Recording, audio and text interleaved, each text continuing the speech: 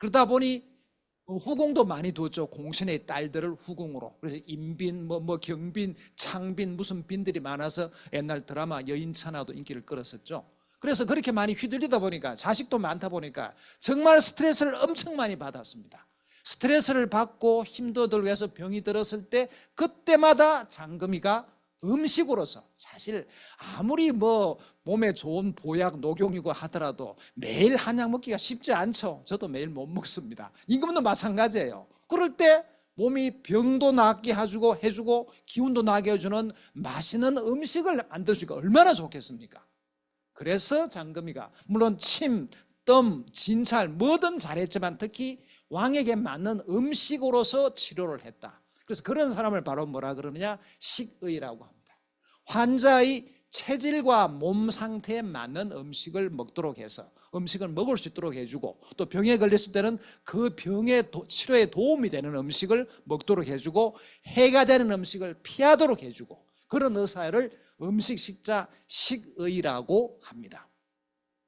혹시 여러분들은 한의원에 갔더니 모든 과를 다 하더라. 저 한방병원에는 과가 있습니다. 저는 한방내과를 하는데요. 옛날 한의사도 보면은 명칭이 여러 가지가 있습니다. 질의라는 명칭, 요즘 말하면 한방내과, 그 다음에 양의, 요즘 말하면 외과. 실제로 한방에도 외과가 있었거든요.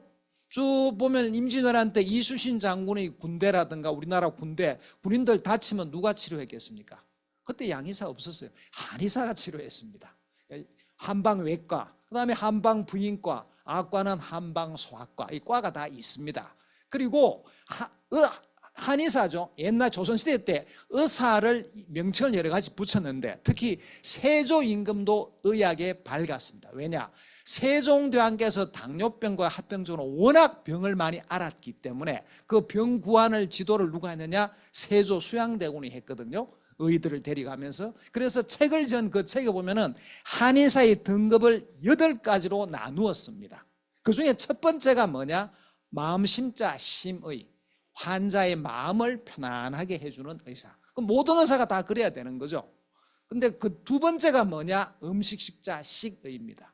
세 번째가 약으로 치료하는 약의다. 그러니까 약으로 치료하는 것보다 음식으로 치료하는 것이 더 우선이었다. 사실 음식은 매일 먹는 거잖아요. 그죠? 아마 여러분께서 오늘 점심에 드셨던 음식, 아침에 드셨던 음식도 다 약효를 가지고 있고 약이 되는 겁니다. 그래서 음식으로 치료하는 것이 약으로 치료하는 것보다 훨씬 더 중요하다. 식료찬요란 책이 있습니다. 1460년에 나오는데, 이 책을 지은 사람이 누구냐면은 전순이라는 사람. 세종, 문종, 세조 3대 임금 3명의 의의를 했어요. 요즘 말하면 대통령 3명의 주치의를 했다는 얘기인데, 그 책이 식료찬요고 지금도 이렇게 나와 있습니다. 식료, 음식으로 치료하는 데 대한 책인데, 실제로 이 책이 뭐냐 하면은 조선 전기에 나왔던 우리나라 한의학의 큰 한의서, 의방유치, 그리고 향약 집성방, 그 많은 책에서 에센스를 뽑아서 음식에 대한 것을 뽑은 책이 바로 식료찬노입니다. 그 서문에 이런 말이 나와요. 세상을 살아가는데 음식이 어뜸이고 약물이 그다음이다. 한의사가 그랬습니다. 네? 음식의 효능이 약의 절반을 넘는다. 오곡, 곡식 5가지, 오육, 고기 5가지, 과일, 오과, 오채로 병을 고치는 것이 음식으로 치료한 이유이다. 우리가 매일 먹는 음식을 잘만 먹어도 질병에 걸리지 않게 되고, 또 걸렸더라도 빨리 낫게 해주는 그런 것이 음식이다. 음식이 약이다는 겁니다. 자, 이 사극 보셨죠? 그죠? 누굽니까? 내시. 내시 중에서 아마 주로 우두머리 내시로 나왔죠. 우두머리 내시를 뭐라 그러느냐? 상선. 중국 그 드라마를 보면은 태감, 우리나라에서는 상선. 이 상선도 벼슬입니다.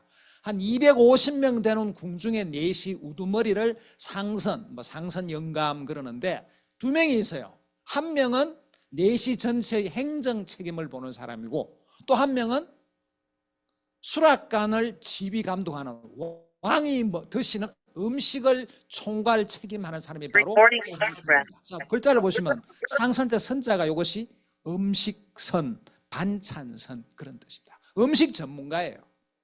그러니까 다시 말해서 왕의 건강을 지키는 것이 내의원의 의만 지키는 것이 아니다는 얘기입니다. 당연히 의는 뭐냐? 음식 전문가였다. 왜냐? 의가 왕이 아플 때 음식만 주는 게 아니에요. 안 아플 때도 몸에 맞는, 체질에 맞는 음식을 정해줍니다. 아주 건강할 때야 뭐 아무거나 뭐 좋은 음식을 하겠지만 조금 안 좋거나 질병에 조금 나았거나 이럴 때는 내의원의 의가 수락관에다 음식 재료를 지정해 줍니다. 요리는 수락관에서 하지만 재료는 의가 정해줬다는 얘기입니다. 자, 그럼 예를 들어 드라마에도 많이 나왔겠지만 의가 좀 나쁜 마음 먹으면 왕을 죽이는 건 일도 아닙니다. 왕에게 해로운 음식만 주면 돼요. 약도 해로운 약 주면 돼요. 그러니까 이 상선 영감이 음식 전문가고 거의 의학도 전문가 수준입니다. 그러니 서로 감시가 돼, 견제가 돼요. 감시가 돼요. 내시부의 최고 우두머리가 음식 전문가, 음식 선자인데 그 다음 넘버 2가 누구냐? 상온. 요 온자가 술 온자입니다. 술. 왕이 드시는 술을 전담해서 책임지는 사람이 넘버 2고 그 다음 세 번째 계급이 상다. 왕이 마시는, 드시는 차를 전담하는 내시. 그 다음 넘버 네 번째가 약 전문가입니다. 약 전문가.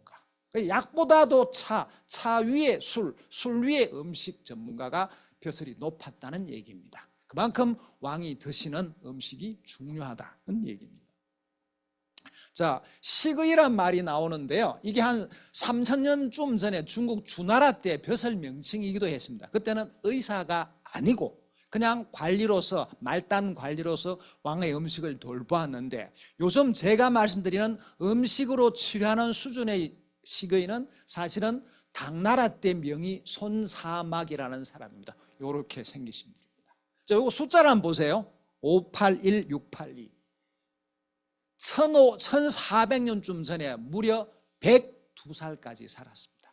요즘으로 치면 아마 최고 수명 125세 내지 130세쯤에 해당이 됐다. 이분이 뭐 대단한 분이에요. 비가 오나 눈이 오나 바람이 부나 기공체조하고 무술 단련도 했고, 그리고 이분 별명이 뭐냐 하면 약왕, 약에 관한 최고 어뜸이다.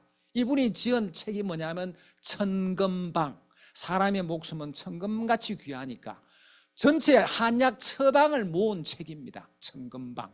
100살 때 두 번째 천금익방을 지었거든요. 그럼 뭐 약 전문가인데 이분이 뭐라고 했느냐?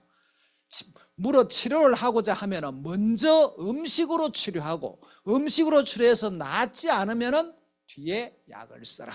음식부터 먼저 써라. 실제로 임금이 평소에는 음식을 드셨어요. 몸에 맞는 음식으로. 조금 병이 있거나 하면 약차를 드셨어요. 약차. 병이 심하면 한약을 드셨던 겁니다. 그래서 그만큼 음식 치료가 정말 중요하다. 음식이 다 약이니까요. 당나라 다음 그 다음에 원나라 때쯤에 또한 홀사해라는 조금 젊은 의가 있었습니다. 사실은 의 중에서도 중간쯤밖에 안 된 사람인데 갑자기 초고속 출세를 했습니다. 그 배경이 뭐냐? 원나라의 인종 황제가 중병에 걸렸습니다. 중병이라 하면 곧 숨이 넘어갈 그런 정도 중병은 아니고 남자로서 자기 구실을 못하는 중병에 걸렸습니다. 왜냐? 이 몽골 원나라의 황제들은 직접 해외 전쟁에 나갑니다.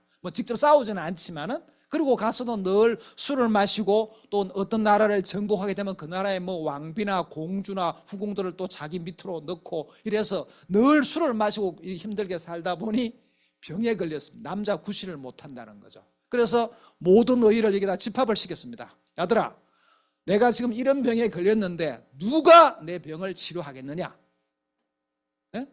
이거 원나라 황궁에 미녀가 1만 명이 돼도 아무 소용이 없죠. 그림의 떡이 돼버렸습니다. 그러자 아무도 안 나서. 왜냐? 옛날에도 황제나 왕의 병을 치료하다가 치료가 안 되고 왕이나 황제가 죽으면 목이 잘리거나 귀향을 갑니다. 여러분들 잘 아시는 우리나라의 명의 허준 선생도 선조 임금이 돌아가시자 귀향을 갔습니다. 귀향지에서 동의보감을 완성을 했습니다. 광해군 임금이야 절대로 허준 선생을 갖다가 귀향 안 보내고 싶지만 신하들이 귀향 보내야 됩니다 해서 귀향 간 거예요. 그래서 아무도 안 나서려 그래요. 요즘도 그 남자의 그 병은 치료가 잘 안 되는데 700년, 900년 전에 그때 치료가 되는 병입니까? 아무도 안 났습니다. 그때 이 젊은 의관 홀사이라는 의관이 나서가지고 제가 치료해 보겠습니다. 치료했는데 약도 안 지어줘요. 뭘 줬느냐? 죽을 황제에게 2달간 가까이 죽 먹였어요. 그 죽 이름이 양신구체죽. 이 구체가 뭐냐면 부추입니다. 부추고 그 다음에 양신은 몽골에서는 말하고 양을 많이 키우죠. 양의 거시기입니다. 거기다가 구기자라는 한약을 넣고 쌀을 넣고 죽을 끓여서 황제에게 매일 그것만 먹으라 했습니다. 그랬더니 황제가 2달도 되기 전에 나와서 황후가 임신도 하고, 그래서 최고의 명의 황제가 먹고 마시는 음식을 전담하는 의의가 되고 책도 지었던 겁니다. 왜 그랬느냐? 양의 그 시기도 당연히 남자의 거기에 도움이 되고, 부추도 당연히 남자의 힘을 올려주는 것이 되고, 또 구기자란 약초도 힘을 올려주는 것이 되고, 그건 맞는데, 거기다가 또 이 황제가 아까 뭐라고 그랬습니까? 워낙 술을 많이 마셨거든요. 그 몽골에서 나오는 술이 뭐냐면 마유주입니다. 말젖을 발효시킨 술, 아주 독한 술입니다. 그걸 술을 그래 마시고 했으니까 위장에도 안 좋고, 사실 남자의 그 시기가 문제되는 원인 가운데 위장의 문제도 원인이 들어갑니다. 그래서 술 마시지 말고 딴 거 먹지 말고 죽을 먹으니까 위장도 편해지면서 건강을 회복해서 남자의 힘을 회복하게 되었다는 얘기입니다. 자, 방금 제가 얘기 들으니까 한약이 당나라 명의가 원조고 원나라의 명의가 유명하고 우리나라 한약은 별거 아니네 하시는 분이 있을까봐 요 얘기를 넣었습니다. 고려시대 한약이 세계 최고 수준이었다는 거. 그 이유가 뭐냐?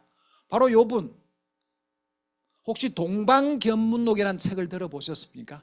이탈리아에 상인했던 마르코 폴로가 동방에 와서 당시 원나라 황궁에 와서 쿠빌라이 황제라든가 쿠빌라이 황제의 딸하고도 사귀고 한참 지내다가 이탈리아 돌아가서 쓴 책이 동방견문록입니다.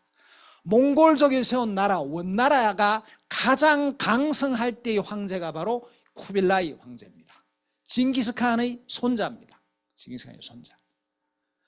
이 쿠빌라이 황제가 병에 걸렸는데 도무지 낫질 않아요. 아무리 치료해도. 당시 원나라 때 그 많은 유명한 명의들, 역사에 남는 명의들이 있었지만 황제의 병을 치료를 해주질 못했습니다. 그때 고려에다가 의원을 좀 보내봐. 마침 그 당시에 보면은 몽골의 공주가 고려의 왕에게 시집 와 있었습니다. 고려가 부마국이었죠, 그죠? 그 자기가 고려에서 치료를 받으니까 잘 나으니까 자기 부친이 안 낫고 있다니까 그 바로 의사인 설경성이라는 의사를 추천해서 몽골로 보냈습니다. 몽골에 딱 가자마자 황제를 진찰하고서 진짜 한의사라서 그런 건지 한 방에 보름 만에 황제의 병이 나았습니다. 그러자 이 황제가 설경성 보고 어떻게 했냐? 당신 말이야, 고려 가지 말고 나하고 같이 놀아. 내 주치의로 계속 살아. 한 2, 3년 동안 그냥 늘 황제랑 같이 밥 먹고 바둑 두고 융숭한 대접받고 살다가 황제에게 간청했습니다. 제가 고향 가서 죽고 싶습니다. 그래서 고향으로 왔답니다. 왔는데 거기서 끝이 아니에요. 그 다음 황제가 또 병에 걸렸는데 또 몽골 황궁에서 치료해도 낫지를 않아요. 낫지를 않아. 다시 또 이 설경성이라는 분이 불려가서 또 치료해서 낚아주고 왔다는 거. 왜 그렇게 고려 한약이 최고였을까요? 요즘하고 같은 상황입니다. 요즘 보면 공부 잘하는 애들 1등급 애들 다 어디 갑니까? 의과대학 가죠. 고려시대 그때는 사대부 어떤 난다 긴다 하는 대단한 양반 집안의 자제들이 먼저 한의학 공부를 해서 한의사가 되고, 그래서 좀 진료하고 난 다음에 정계로 국회의원, 요즘 말하면 국회의원 되고 벼슬을 했다, 이런 얘기입니다. 그러니까 고려시대 때 고려에는 최고 명문집안의 수재들이 다 한약 공부만 했다는 얘기예요. 그게 최고 수준이어서 그랬다는 얘기입니다. 근데 요즘은 그러면 안 되겠죠. 다 의사해버리면 과학기술은 누가 합니까? 문제가 좀 있는 것 같아요. 어쨌건 고려의 한의학이 당시 세계 최고 수준이었다. 그 세계 최고 수준이었으니까 그것이 조선으로 넘어가서 역시 세계 최고가 됐어야 되는데 왜 못 됐냐? 이유는 아시겠죠? 조선시대는 뭡니까? 이 의학을 명문 집안에서 안 해요. 중인들이 한의사가 되고 명문 집안 자제들 중에서 서자들이 한의학을 했습니다. 허준생도 양천어시 집안의 서자 출신입니다. 워낙 공을 세우고 하니까 임금의 명으로 양천어시 집안에는 서자, 적서의 차별이 없다 이렇게 된 겁니다. 그러니까 조선시대에는 그렇게 의학의 수를 바꿔버리는 바람에 조선의 의학이 더 나아가지를 못했는데 허준 선생이 나와서 그렇게 조선의학을 발전시켰다 그렇게 보면 되겠죠. 자, 이번에는 인도 얘기를 좀 해보죠. 인도 얘기.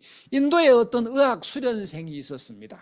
열심히 공부를 하고 있는데 어느 날 스승이 불렀습니다. 너 와봐라. 너 지금 저 동네 내려가서 약이 되지 않는 풀을 찾아오너라 하고 숙제를 내줬습니다. 숙제를. 그래서 이 사람은 열심히 찾아다녔습니다. 열심히. 그런데 한 달이 가고 두 달이 가고 1년이 돼서 인도 거의 방방곡곡을 돌아다녀 봤지만 도저히 약이 되지 않는 풀을 찾아오지 못했습니다. 그래서 이 사람이 스승 앞에 그냥 뭐 헐벗고 다 떨어진 옷을 입고 1년 동안에 돌아다니다가 찾아와서 무릎을 꿇고 용서를 빌었습니다. 스승님, 제가 공부가 부족해서 도저히 약이 되지 않는 풀을 찾아오지 못했습니다. 용서해 주시고 공부를 더하게 해 주십시오 했더니 스승이 뭐라고 했나요? 허허 웃으면서 하산하거라.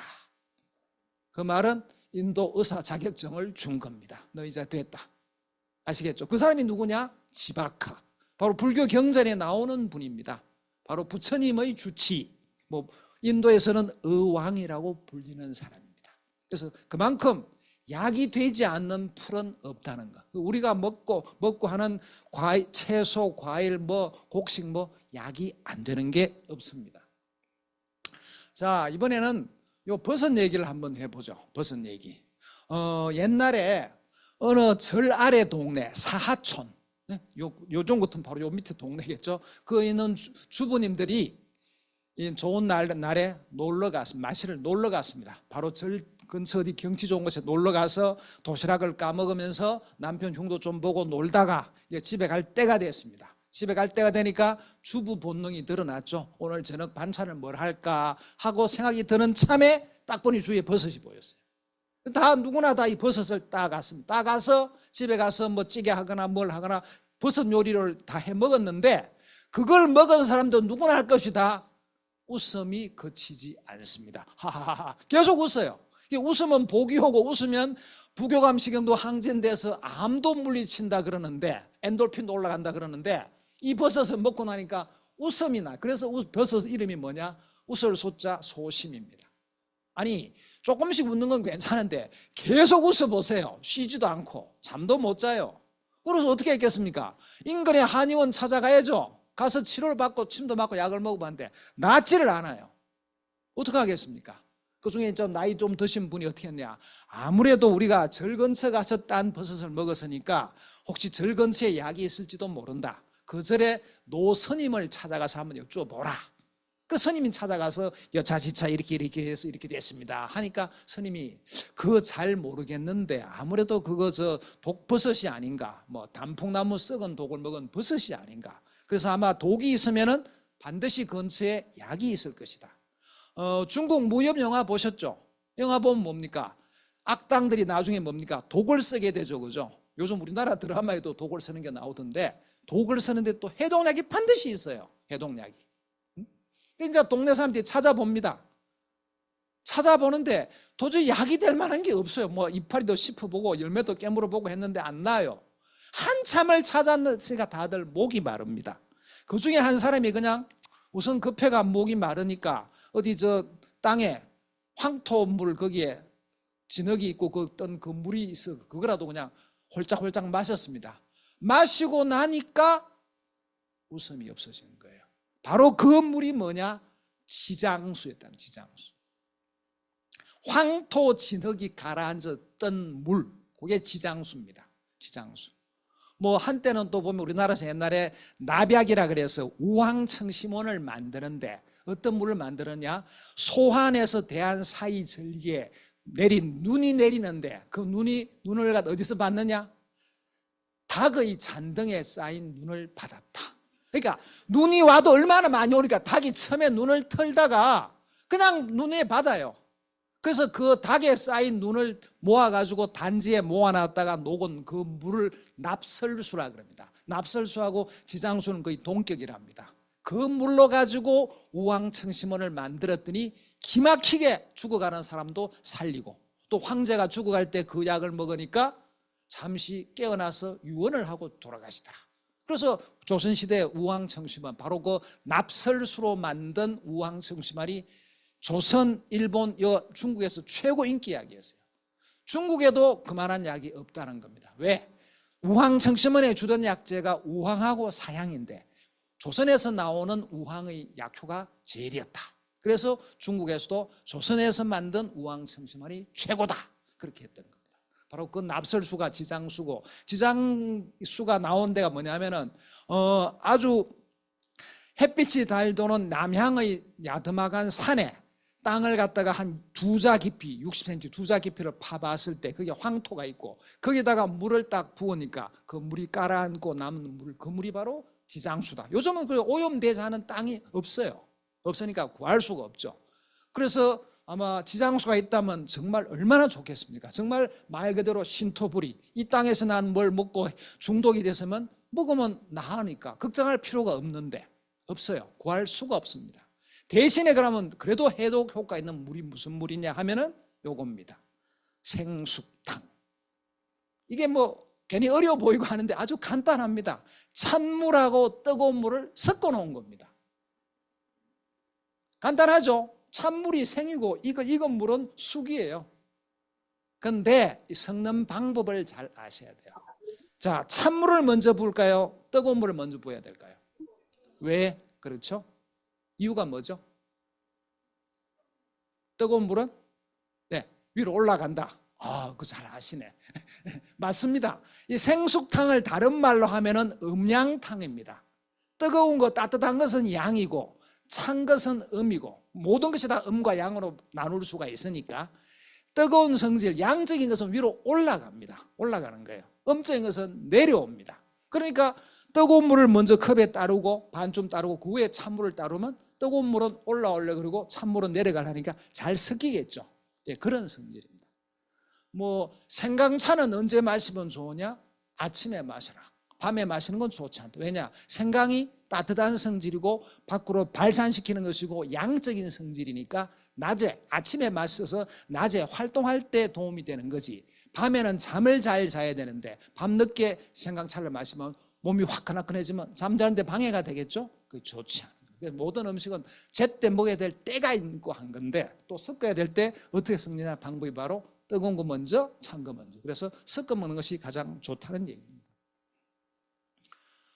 이번에는 뭐 절에 많은 음식들 가운데, 재료 가운데 대부분 성질이 찬 건데 호박은 따뜻한 성질이에요. 그래서 특히 추위를 타시는 스님들은, 몸이 냉한 분들은 호박을 드시는 게 좋은데, 혹시 태백산맥이라는 책을 읽어보셨습니까? 조정래 선생의 대하소설 태백산맥. 아니면 저기 영화 그 남북은 영화 혹시 보신 적 있으세요? 뭐 지금 6.25가 가까워져 가고 있는데 6.25 때 저기 인천 상륙 작전 때문에 북한으로 철수도 못하고 지리산에 갇혀있던 그 인민군 집단이랄까, 빨치산이라 그러죠. 그 사람들이 계속 이제 군인과 경찰이 공격이 오고 하니까 오고 갈 데가 없어요. 음식이 떨어졌습니다.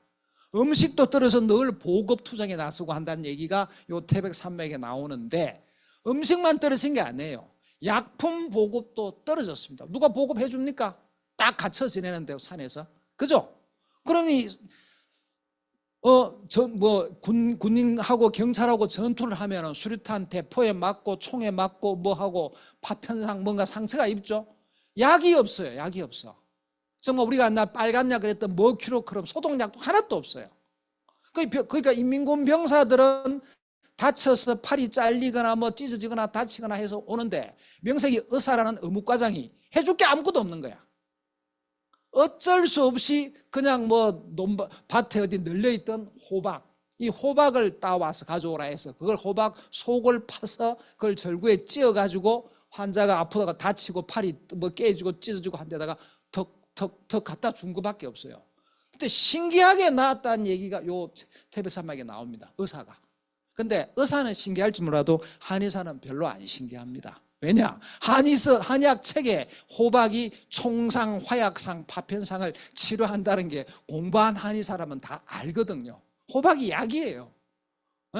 옛날에 늑간신경통 뭐 이런 거라든가 뭐 어떤 신경통 무슨 다리가 붓고 특히 심지어 뭐 끓는 물에 화상을 입었다 한데도 그때는 뭐 생호박을 갖다 붙여야 돼요. 그런 식으로 호박을 외용약으로 붙여도 효과가 있는 겁니다. 효과 있는 거예요. 그 업무과정은 의사니까 그런 건 모르죠. 안 배웠으니까. 한의사도 배운 한의사는 그걸 안다는 얘기입니다. 그만큼 호박이 발치산의 치료 약물로도 쓰였다는 겁니다. 근데 호박하면 여러분 주로 어떨 때 씁니까? 예? 예. 자, 애 낳고 난 다음에 몸이 부었다. 그때 호박 달인물 드셔본 경험들 있으시죠?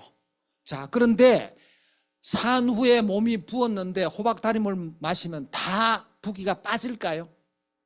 그렇지 않습니다. 어떤 분은요, 남이 좋다는 얘기 듣고 이렇게 붓고 마셨는데 더 부었어요.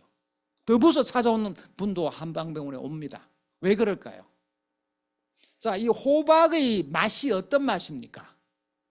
단맛이죠, 그죠? 달달하죠? 이 몸이 붓는데 단맛은 이건 상극이에요. 부을 때 단 거 먹으면 더 붓게 만듭니다. 습기를 더 조장하게 돼서 붓기가 빠지지 않고 더 붓게 만들어줍니다. 단 거 먹으면.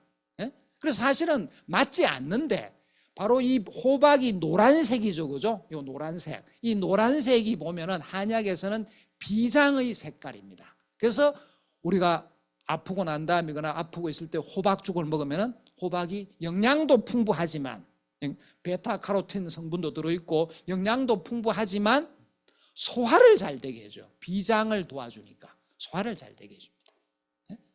그러니까 비위장에 문제가 있어서 몸이 부었을 때 그리고 평소에는 잘 붓지를 않다가 출산 후에 부었을 때 그때는 먹으면 정말 싹 잘 빠지게 돼요. 실제로 호박의 효과 가운데도 소변 잘 나오게 부기를 빼는 작용도 있습니다.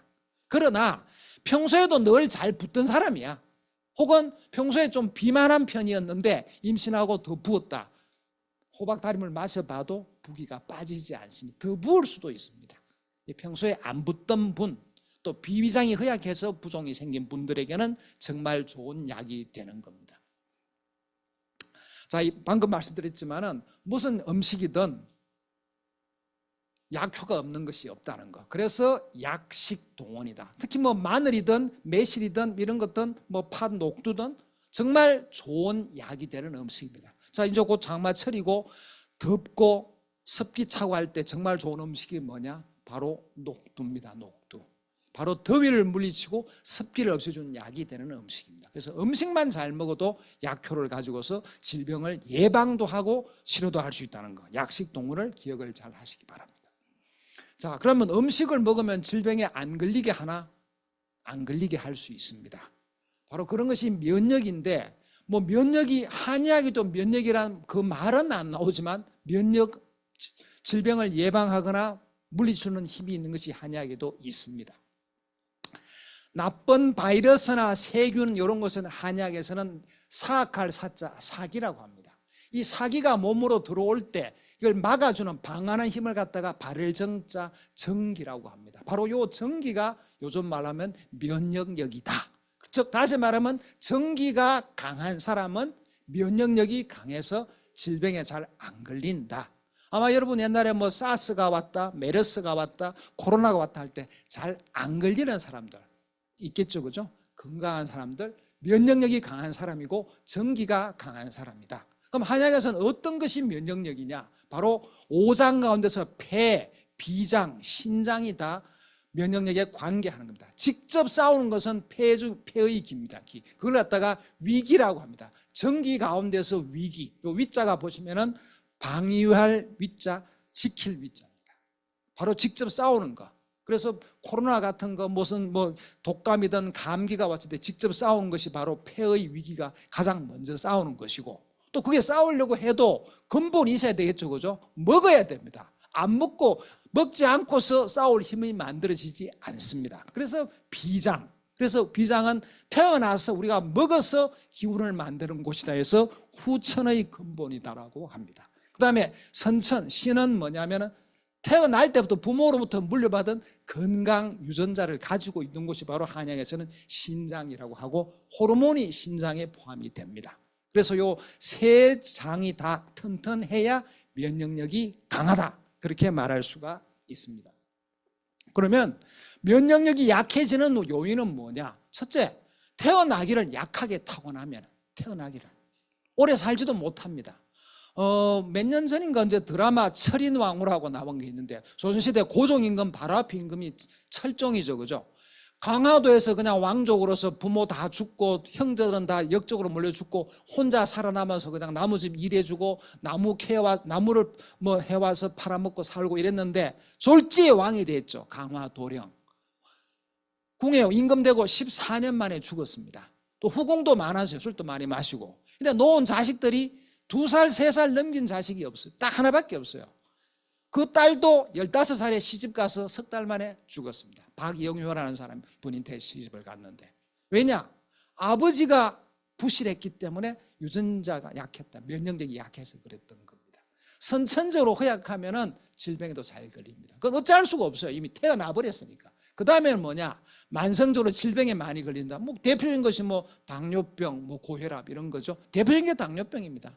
그리고 약물을 남용, 약을 많이 이것저것 먹고 하는 것도 면역력을 떨어뜨려 줍니다. 그리고 술 많이 마신다, 담배 피운다. 남자들 경우에 감기 걸린 분 보면 건강했는데 감기 걸렸다. 술을 연달아 많이 마시고 난 다음에 감기가 잘 걸립니다. 면역력을 떨어지니까. 그 다음에 스트레스를 많이 받아도 교감신경이 올라가면서 면역력이 약해지게 됩니다. 그리고 살이 찐 것만으로도 면역력이 떨어집니다. 사실은 비만한 것도. 그 다음에는 잠이 부족하거나 운동이 부족하거나 영양이 부실해도 잘 못 먹어도 면역력이 떨어집니다. 자, 그럼 뭐 어떻게 하면 면역력을 증강할 수 있을까? 첫째, 건강한 체질을 물려받아야 돼요. 원래 그래서 사실은 유전적으로 장수하는 유전자, 건강 유전자, 유전적인 것이 한 30% 정도라고 보시면 됩니다. 그래서 일단 남보다 점수를 따고 들어간 거죠. 이거는 또 뭐 물려받은 건 어찌할 수가 없는 겁니다. 그럼 이렇게 옛날로 보면은 기가 왕성한 체질을 물려받은 그것을 뭐로 알 수 있느냐? 또 보세요. 남자로 보면 수염이 많다는 거. 조선시대 임금 가운데서 가장 장수했던 영조대왕. 조선시대 83살까지 살았습니다. 요즘부터 한 110살 정도 살았을까요? 그 다음에 조원선생, 뭐 임진왜란 때 의병 일으켜서 전사를 하셔서 그렇지, 안 그래서 아마 90주만 살았다고 볼 수 있는 분입니다. 요 수염이 남자의 상징이고 기가 왕성한 체질을 물려받은 증거가 될 수 있습니다. 왜냐? 수염이 한약에서는 신장의 전기가 올라와서 만들어진 거니까.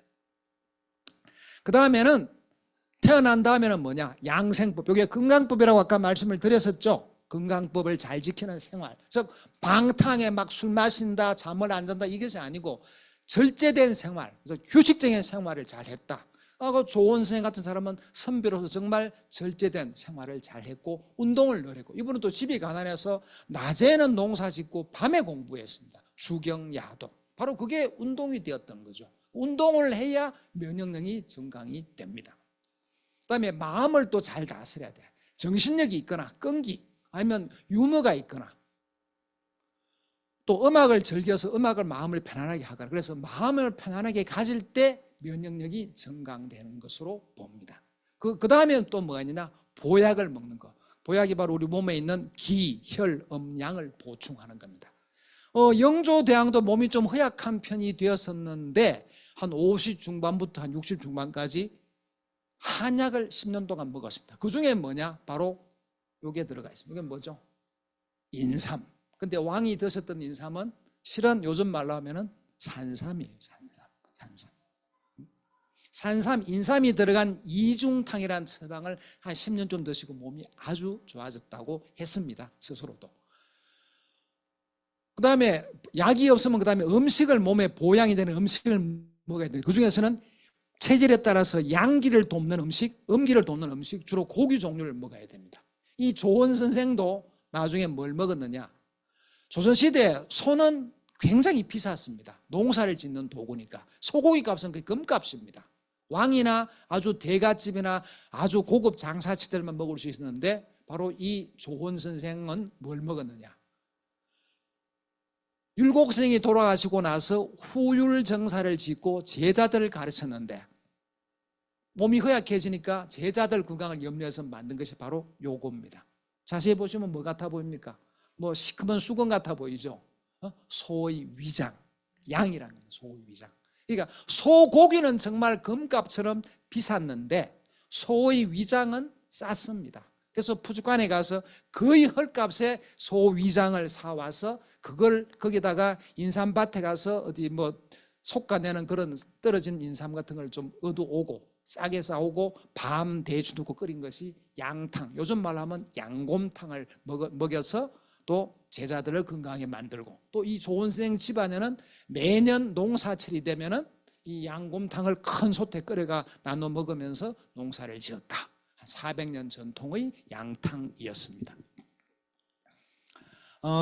옛날에 또 몇 년 더 강화할 수 있는 음식이 뭐냐? 바로 요겁니다. 생강. 이 공자님이 2500년 전에 73세까지 살았습니다. 그 당시 평균 수명이 30살 정도밖에 안 돼요. 남들 2배 정도 살았다고 보면 됩니다. 그 배경 중에 하나가 뭐냐? 식사 때마다 꼭 생강을 먹었다는 거. 특히나 공자 역사를 보면은 어떻게 했냐면 50한 5, 6세 무렵부터 13년간을 갖다가 중국 선지를 돌아다닙니다. 유랑 생활합니다. 말이 좋아 주유천하지 실은 그냥 뭐 어디 가서 얻어먹고 굶고 뭐 이렇게 할 때인데 2500년 전 식품 위생이 아주 안 좋을 때입니다. 식중독 걸리기 쉽고 뭐 음식 먹고 죽기 딱 좋아요. 그런데 식사 때마다 생강을 먹었다. 바로 그 공자의 장수 비결, 건강 비결 가운데 매끼 먹었던 생강이 들어갑니다. 실제로 생강의 약효가 뭐냐? 해독 작용이 강하고 항균, 항암 그리고 항산화 작용을 강하게 가지고 있고 그리고 면역도 증강시켜줘요. 질병에 잘 안 걸리게 해줘요. 그러니까 공자가 십몇 년 동안 중국 천지를 돌아다니면서도 안 아프고 고향에 돌아와서 살다가 5년 더 살고 아마 아들이 죽고 제자가 안 죽었다면 더 오래 살았을지도 모릅니다. 항노화 또 노화도 억제합니다. 근데 또 유럽에서는 또 뭘 먹었느냐? 마늘을 먹었대요. 마늘을. 특히 그 흑사병으로 죽은 사람이 어마하게 많은데 흑사병을 예방할 수 있다. 치료할 수 있다. 또 장티푸스, 뭐 콜레라, 결핵 이런 것도 예방 목적이나 치료 목적으로 마늘을 많이 먹었답니다. 실제로 마늘이 면역을 강하게 하는 효과가 굉장히 강합니다. 항암 효과도 크죠. 미국 암 연구소에서 항암 식품 1위가 바로 마늘입니다. 대단한 거죠.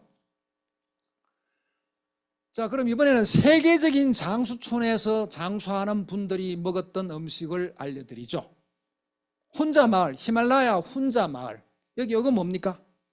오디죠. 뽕나무 열매. 요거는 살구. 그리고 요거는 토마토. 바로 빌카밤바가 어디냐면은 남미의 에콰도르의 빌카밤바인데 거기에서도 맨 남쪽입니다. 바로 그 밑에 나라가 페루입니다. 토마토가 페루 원산이에요. 콜럼버스가 아메리카 대륙 발견하고 유럽 돌아올 때 가져와 퍼뜨린 것 중에 하나가 바로 토마토입니다. 토마토. 그리고 요건 잘 모르시겠죠? 예? 예, 마를 닮았죠? 맞습니다. 우리나라의 마와 닮은 겁니다. 이게 뭐냐면은 이 빌카밤바나 남미 안데스 지역에 난다는 칡덩굴 비슷하면서도 비슷한 고구마, 유카라는 겁니다. 유카.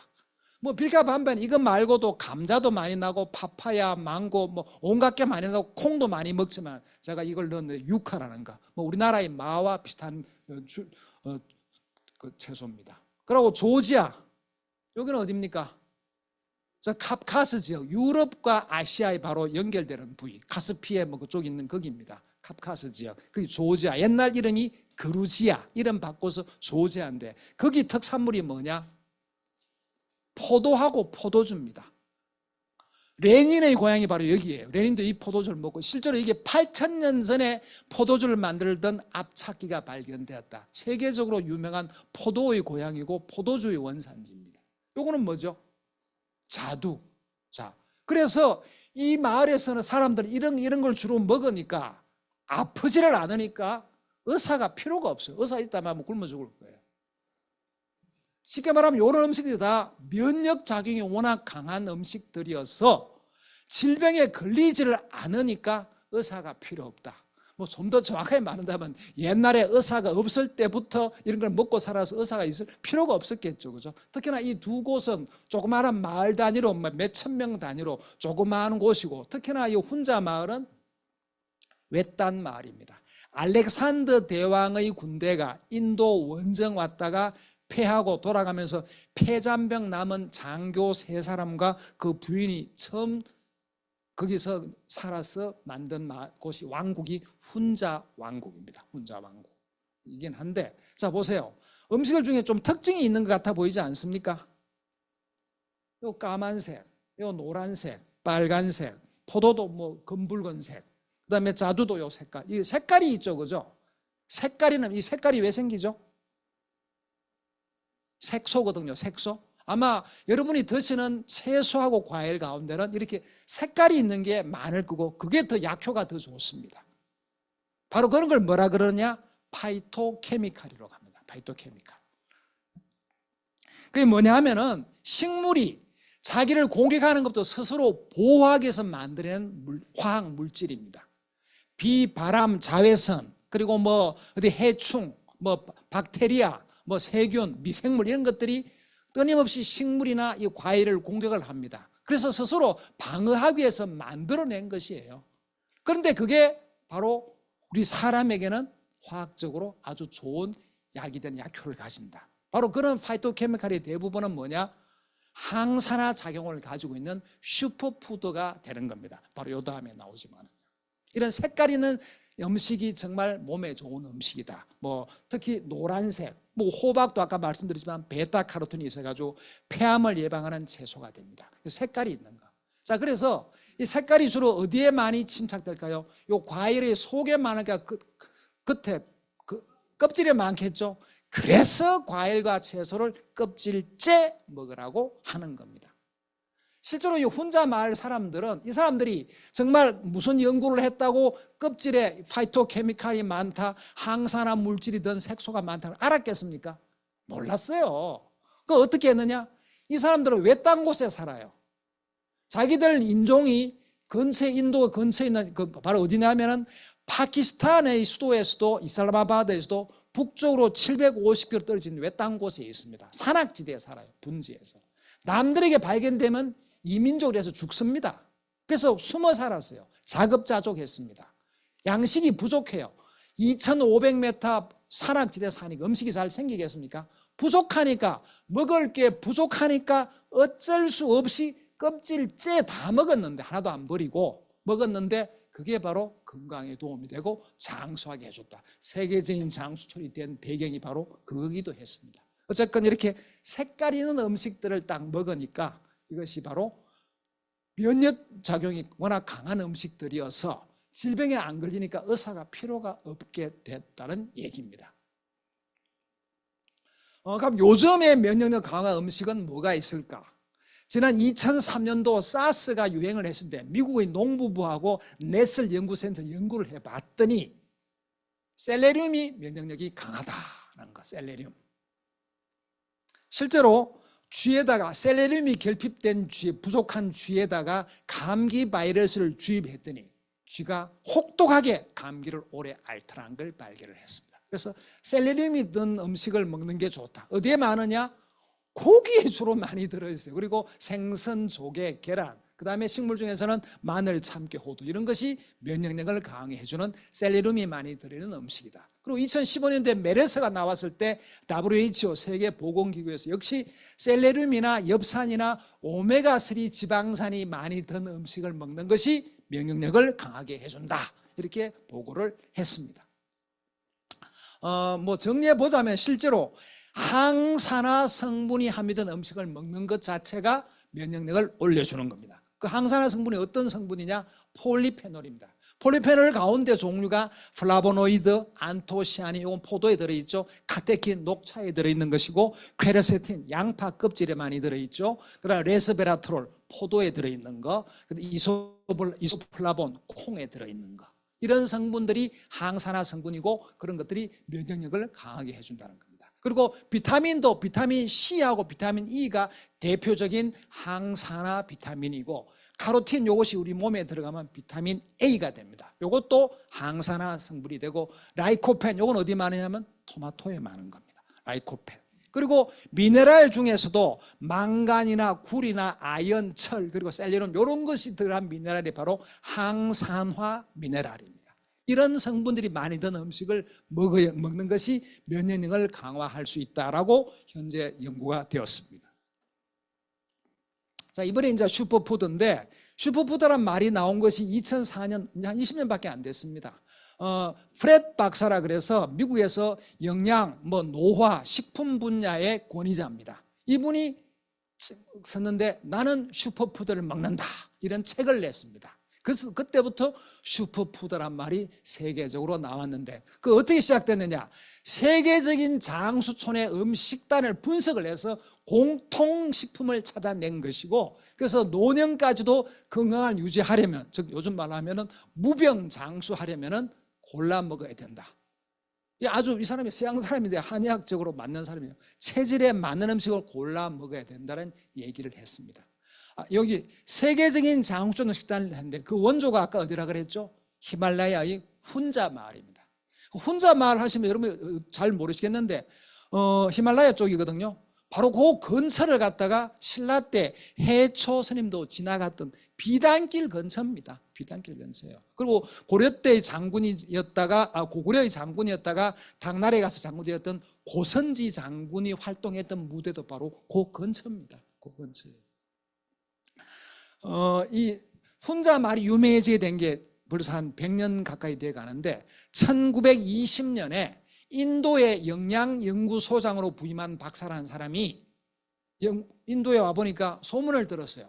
저 파키스탄 어디 북쪽 어디 그 마을에 가면은 훈자 왕국이라는 데 있는데 거기 가면은 100세 넘게 장수한 사람이 많다더라, 소문을 들었습니다. 그래서 그때 연구를 시작했답니다.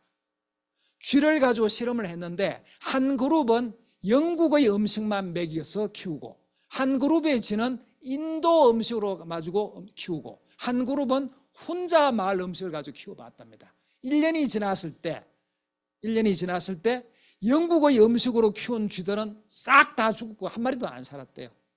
인도 음식으로 키운 쥐들은 반쯤 살긴 살았는데 여기저기 병이 생기고 그냥 살아있긴 한데 병이 걸린 게 꽤 있었다. 그런데 혼자 마을의 음식을 가지고 키운 쥐들은 한 마리도 안 죽고 생생하게 잘 살고 있더라. 그래서 유명해지기 위해 연구를 시작했다는 얘기죠. 어쨌건 세계적인 장수촌의 식단을 분석해서 나온 것이 바로 슈퍼푸드다. 그럼 슈퍼푸드가 되려면 조건이 있어야 된다. 그게 뭐냐? 일단 당연히 영양소가 풍부합니다. 격까지 치자면 당분도 적어야 되고 염분도 적어야 됩니다. 그리고 첫째, 콜레스테롤 함량이 적어야 된다. 그리고 가장 중요한 것은 뭐냐? 항산화 작용을 가지고 있어야 된다. 항산화 작용을 가지려면은 앞에 말씀드렸던 항산화 물 성분이 들어 있어야 된다는 얘기입니다. 당연히 그러면 독소 해소도 되고 면역력도 증가되고 노화를 억제하고, 그러니까 이런 음식, 이런 자격을 가진 슈퍼푸드를 먹으면은 의사 없이 건강하게 잘 살 수 있다. 요즘 같은 의료 사태가 있더라도 병원에 갈 필요 없이 건강하게 잘 살 수 있다는 얘기가 됩니다. 그럼 어떤 게 슈퍼푸드냐? 2000년도 초반에 타임지에서 세계 10대 슈퍼푸드를 발표를 했습니다. 10가지를. 처음 발표한 10가지가 바로 요겁니다. 하나, 둘, 셋, 넷, 요 6가지야. 요 10가지인데 얼마 있다가 또 새로 또 10대 슈퍼푸드를 발표를 했어요. 그러다 보니까 요 4가지는 공통이고 6가지는 좀 다릅니다. 하필 16가지나 되더라고요. 16가지나. 다 우리가 먹는 게 많죠. 근데 곡식 중에는 귀리밖에 없어요. 귀리. 브로콜리, 견과류, 연어, 마늘, 시금치, 토마토, 포도주, 무루, 녹차 이렇게 되어 있습니다. 그리고 또 한참 있다가 1918년인가 언젠가 미국 하버드 공중보건대학 연구소에서 또 10대 슈퍼푸드를 발표를 했는데 차이점이 뭐냐? 여기는 연어, 생선 중에는 연어 한 가지만 들어갔는데 여기는 연어, 정어리, 멸치를 묶어서 생선, 그리고 또 한 가지는 통곡물, 그리고 올리브 오일, 지중해 쪽에서 장수식품이죠. 이렇게 해서 10대 슈퍼푸드를 발표했습니다. 이 중에 우리가 또 안 먹는 게 조금 있긴 있죠, 그죠? 근데 사실은 그런 거 안 먹어도 우리나라에 슈퍼푸드가 많습니다. 대표적으로 요거 된장 김치. 지난번 사스라든가 메르스 오고 했을 때 중국에서 김치가 불편하게 팔렸고 또 코로나 오고도 해외로 우리의 김치가 많이 수출됐습니다. 왜? 김치 자체, 김치 재료 뭐 배추, 무 말고도 고추, 마늘, 생강. 아까 마늘, 생강이 고대 면역력 증강식품이었고 항암식품이었죠. 그래서 그런 종합식품이자 건강식품 김치를 먹고 또 시래기를 먹고 고추를 먹고 뭐 산딸기, 오디 이런 거 바로 우리가 먹는 음식 이것들이 다 슈퍼푸드예요.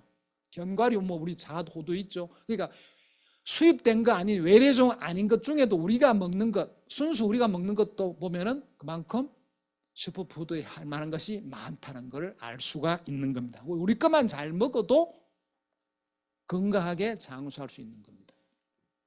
사실 요거는 뭐 음식과는 큰 관계가 없는 것도 있지만은 세계적으로나 우리나라에서나 100세 넘게 건강하게 장수하는 분들의 비결이 크게 세 가지입니다. 첫째, 적게 먹는다는 거. 양을 많이 먹더라도 또 칼로리를 또 적게 먹습니다. 뭐 심지어 세계적인 장수종 가운데 하나인 일본 오키나와 사람들이 하루에 먹는 칼로리량은 1,500칼로리가 안 된답니다. 심지어 여자분들이 먹는 양은 1,000칼로리가 안 된대요. 적게 먹으니까 장수한다. 뭐 쉽게 말씀드려서 우리가 음식을 먹죠, 그죠? 먹으면 그것을 소화시키고 흡수하는데도 에너지가 또 소모가 됩니다. 열이 나옵니다. 그래서 적게 먹을수록 몸에 나쁜 물질, 몸 안에서 만들어지는 나쁜 활성산소가 적게 만들어지는 겁니다. 그러니까 적게 먹는 것이 그만큼 좋다. 지금 방금 제가 이 생각이 딱 드네요. 제가 한 20년 전에 저 강남 논현동에 그 한방병원장 할 때 그때 제가 지율 스님을 치료를 했습니다.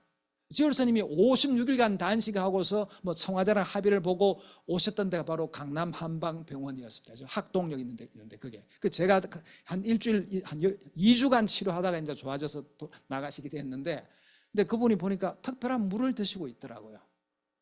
특별한 물을. 그래서 제가 이 스님이 드시는 저 물을 개발한다면 정말 좋은 약이 되겠다 해서 알려달랬더니 절대 안 알려주시더라고요. 그래서 제가 넌지시 전공의를 시켜가지고 제가 물어봐야겠습니다. 스님 거기에 그 표고버섯 말고 또 뭐가 들어갑니까? 하니까 표고버섯 말고도 들어가는 게 많아요 라고 하셨어요. 표고버섯 들어간 건 제가 확실하게 알아냈습니다. 근데 어쨌건 적게 드신다. 그래서 적게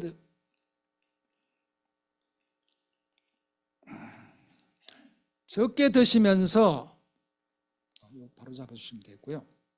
적게 먹는 것이 가장 중요한 노화 조절법입니다. 세계적인 노화학자들이 모두 인정하는 가장 돈도 안 들고 가장 쉽게 노화를 억제할 수 있는 방법이 적게 먹는 겁니다. 어느 정도냐? 한 80%만 먹으면 됩니다. 80%만. 아까 맨 처음에 저 식이원조 제가 말씀드렸죠. 그죠? 손사막 1400년 전에 백두산까지 살았다. 그분의 식사 원칙이 있습니다. 그것만 사실 오늘 들어서도 아마 실천하시면 건강하게 장수하실 겁니다. 그분이 뭐 어떻게 했느냐? 배고프면 밥을 먹고 목마르면 물 마시라. 요겁니다. 아니, 배가 안 고픈데도 공짜로 밥 먹으라니까 자꾸 밥 먹으니까 문제가 되는 거예요. 목이 안 마른데 자꾸 물 마시니까 문제가 되는 겁니다. 한 가지 또 더 있죠. 술 고플 때 술을 마시면 그래도 괜찮은데 술이 안 고픈데 어제도 마셨고 그제도 마셨는데 오늘 또 누군가 내 술 사줄게 가자 또 따라가 또 마시니까 탈이 나는 겁니다. 배고플 때 밥을 먹고 목마를 때 물 마시고 술 고플 때 술 마시면 큰 탈 안 나고 오래 살 수 있습니다. 그래서 적게 먹는 소식이 첫째입니다. 적게 먹으라는 것. 두 번째가 운동입니다. 운동. 아까 조헌 선생 직접 농사를 지었죠. 그리고 세계적인 장수촌 훈자 마을 빌카밤바 조지아 100살 넘어도 직접 자기 일을 자기가 한답니다. 오키나와에서도 100살 넘어도 일을 한답니다. 그 일을 농사를 짓고 일을 하니까 육체활동을 하니까 건강해지는 거예요. 안 쓰면은 그만큼 더 노화가 진행이 된다는 거죠. 그래서 면역력, 근력, 지구력 이런 것이 다 증가되고 혈당 조절되고 그런 나라는 당뇨병도 없어요. 일을 하니까. 적게 먹으니 당뇨병도 안 생기고. 셋째가 마음이 편안하고 긍정적이고 낙천적인 성격을 가져야 장수할 수 있다는 거. 이런 특징을 가지고 있습니다. 뭐 그런 무병장수에 대한 기본 원칙을 또 잠깐 설명을 드리자면 한약의 가장 중요한 것이 중용입니다. 중용. 가운데입니다.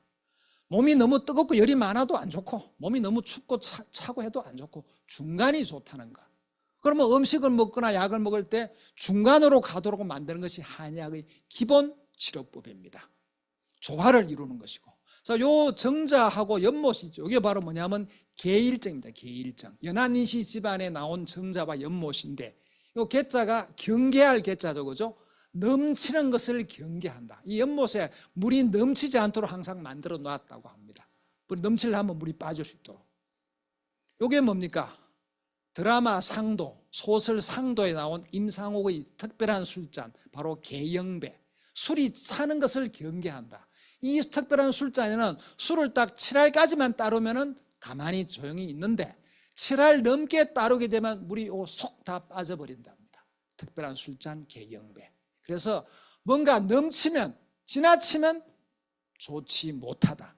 과유불급이다. 지나치면 부족함만 갖지 못하다는 것. 그래서 한의학에서 동양학에서 장수하는 방법 가운데 큰 계율이 뭐냐? 12가지를 적게 하라. 포박자란 책에 나오는 건데요.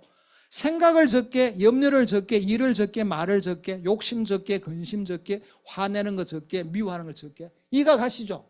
그뿐이 아닙니다. 웃는 것도 적게 웃고 즐거운 것도 너무 즐겁게 하지 말고 기쁜 것도 너무 기쁘게 하지 말고 좋은 것도 너무 좋아하지 마라.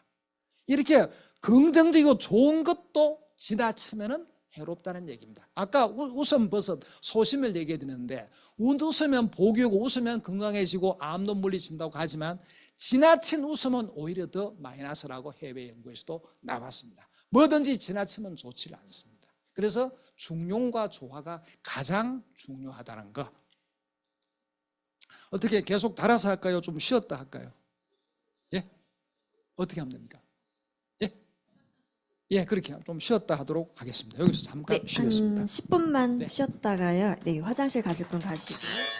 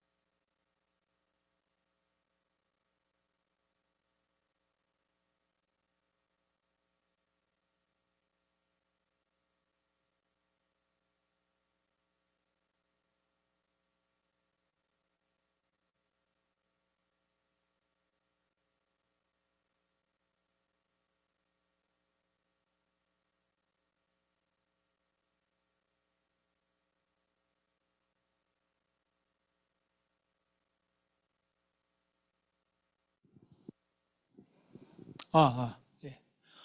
제가 오늘 아침에 새벽에 일어나서 운동을 좀 하고 와서 지금 강연을 오게 됐는데요. 방금 제가 옛날에 알던 보살님이 커피를 한 잔 주셔가지고 맛있게 마시고 기운이 났습니다.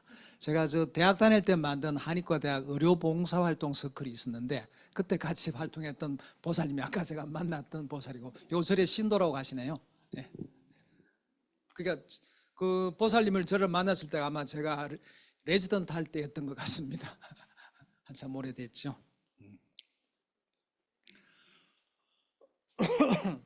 자, 아까 지난 시간에 음식에 대한 좋은 얘기들을 해드렸는데 원리를 알아야 제대로 알 수가 있습니다. 원리가 중요합니다. 근데 자, 지금 보시면은 여기 나오는 장면을 하나 볼 수가 있는데요. 요 장면, 요게 뭐 하는 장면 같습니까? 요 사진에 나오는 장면, 뭐 하는 것 같습니까? 임금께서 수라상을 받아서 드시는 장면입니다.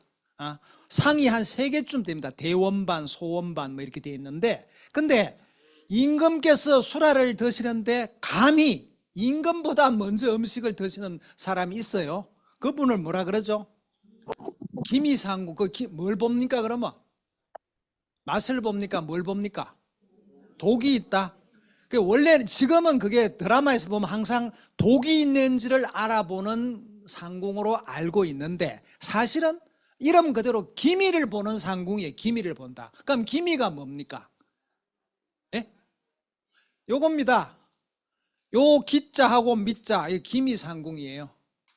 한의학에서 모든 음식과 한약에는 기와 미가 있다. 미는 알죠? 맛. 단맛, 신맛, 쓴맛, 매운맛, 짠맛. 그리고 기가 뭐냐? 성질인데 찬 성질이냐, 뜨거운 성질이냐, 서늘한 성질이냐, 따뜻한 성질이냐, 4가지. 그래서 사기오미가 됩니다. 근데 이제 사실은 기가 하나가 더 있어요. 이것도 저것도 아닌 중간. 그걸 평이라 그럽니다. 평. 쌀이 바로 여기에 해당이 됩니다. 쌀이나 콩이나. 그래서 우리가 쌀을 늙어 죽을 때까지 계속 쌀밥 먹어도 탈이 안 나는 이유가 바로 요거 가운데이기 때문에 그래요. 네? 만약에 쌀이 아주 뜨거운 성질이라 그렇다면은 여러분 열이 많은 분이 매일 뜨거운 거 먹으면 어떻게 될까요? 열이 나서 안 됩니다. 만약에 쌀이 찬 성질이다. 그럼 맨날 찬 것만 먹으면 어떻게 될까요? 몸이 냉한 사람은 배탈 나거나 설사해서 죽어요. 그죠? 쌀이 우리가 매일같이 하루에 몇 끼, 3끼를 다 먹고 80, 90 먹고 살아도 괜찮은 이유가 쌀이 바로 가운데라는 겁니다. 가운데 있는 게 사실은 많지 않아요. 쌀, 콩, 뭐 토마토. 그래서 그건 누구나 먹어도 일단 성질 때문에 생기는 문제는 별로 없다. 그렇게 보시면 됩니다. 맛도 신맛, 쓴맛, 단맛, 매운맛, 짠맛 5가지인데 실은 2개 좀 더 있죠. 아무 맛, 맛없는 맛, 덤덤한 맛, 물맛, 그리고 떫은 맛, 감이라든가 도토리 같은 그런 맛도 있는데 대표적인 것이 5가지입니다. 이 2가지가 가장 기본이고 제일 첫째가 요 차냐 뜨거우냐 요 성질이 가장 중요하고요. 2번째가 맛이고 그다음 또 뭐가 있냐면은 성강부침. 요 성자가 오를 성자고 뜰부자. 그 음식을 먹으면 위로 올라가는 성질을 나타낸다는 것이고 내릴 강자 가라앉을 침자. 이거는 그 음식을 먹으면 약을 먹으면 내려간다는 겁니다. 자, 예를 들어 코피가 막 나고 있어요. 이럴 때 만약에 올려주는 성질 가진 음식을 먹으면 코피가 더 날까요? 멎을까요? 예? 더 나겠죠? 코피가 위로 막 올라갈 때는 내려가는 성질 가진 음식을 먹어야 코피가 멎을 수 있겠죠. 그죠? 반대로 설사가 자꾸 나고 이질이 자꾸 나요. 며칠째. 이때는 어떤 성질을 먹어야 됩니까? 올라가는 걸 먹어야 되겠죠. 그런 식입니다. 아시겠죠? 만약에 설사가 며칠째 나고 있는데 계속 내려가는 성질 가진 음식이나 약을 먹으면 설사가 줄줄줄줄 더 나는 거예요.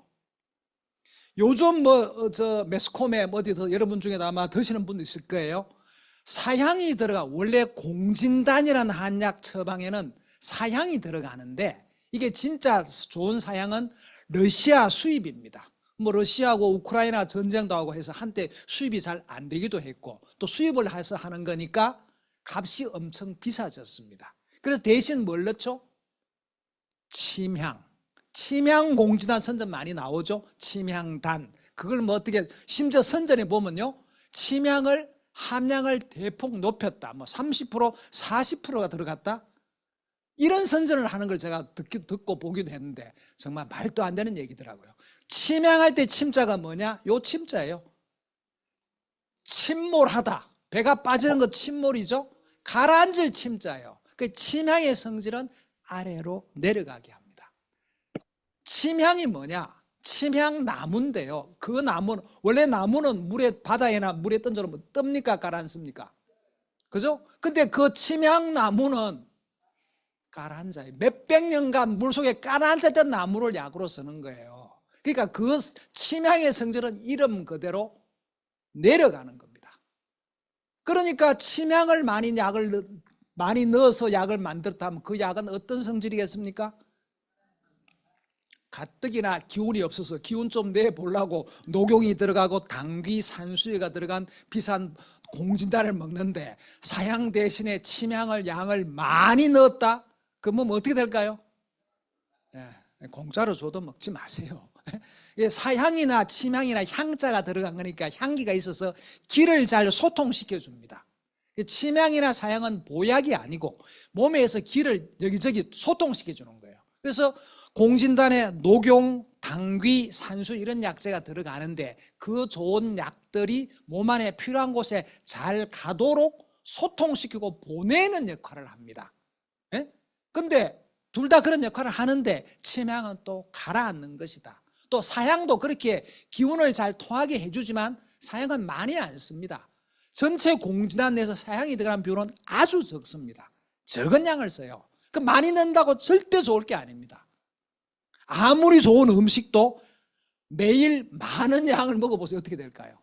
비타민C도 많이 먹으면 요즘 많이 나옵니다. 옛날에 어느 서울대 의대 교수님께서 비타민C를 먹고 있대서 인기가 오르고 뭐 약국에 비타민C가 다 팔리고 난리 나고 한 적이 있고 지금도 있고 뭐 사실 저도 비타민C는 먹고 있습니다. 한 6년 전인가 여동생이 사줘가지고 먹기 시작해서 그 다음에 또 집사람이 늘 주니까 비타민C는 먹고 있고 다른 약은 안 먹습니다. 먹고 있고 뭐 오메가3도 먹고 있긴 한데 비타민C도 많이 먹으면 탈이 나더라. 실제로 그런 탈이 나는 분이 많아요.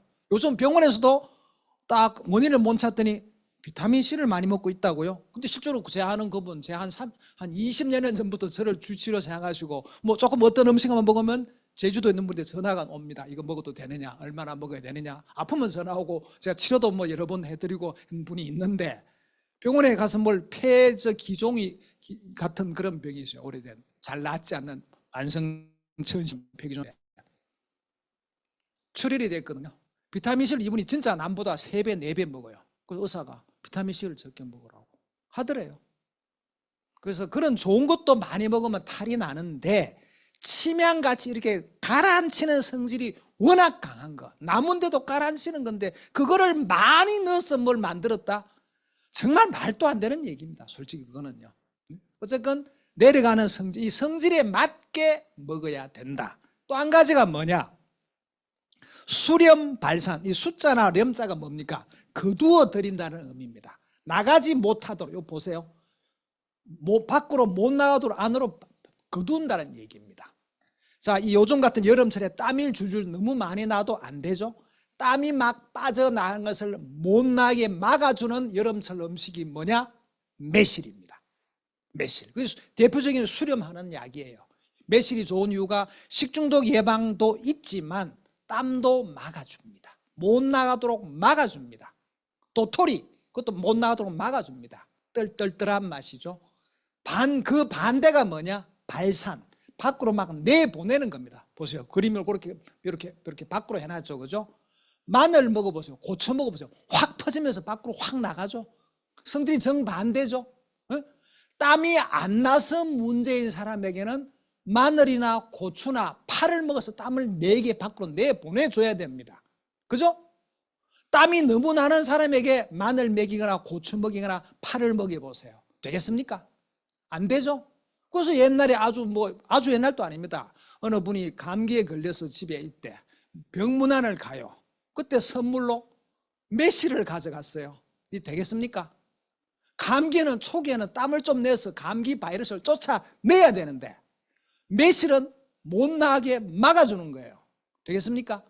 그래서 함부로 병원 안 갈 때 그 병의 환자의 몸 상태나 병 상태에 맞지 않은 음식을 가져가는 것은 썩 좋은 것은 아니다라는 말씀을 드리고, 물론 홍삼을 선물로 주는 것도 사실은 안 맞으면 오히려 독이 되니까 그런 얘기죠. 어쨌건 성질 가운데는 이렇게 나가지 못하게 막아주는 성질이 있고 밖으로 내보내는 성질도 있다는 걸 아셔야 됩니다.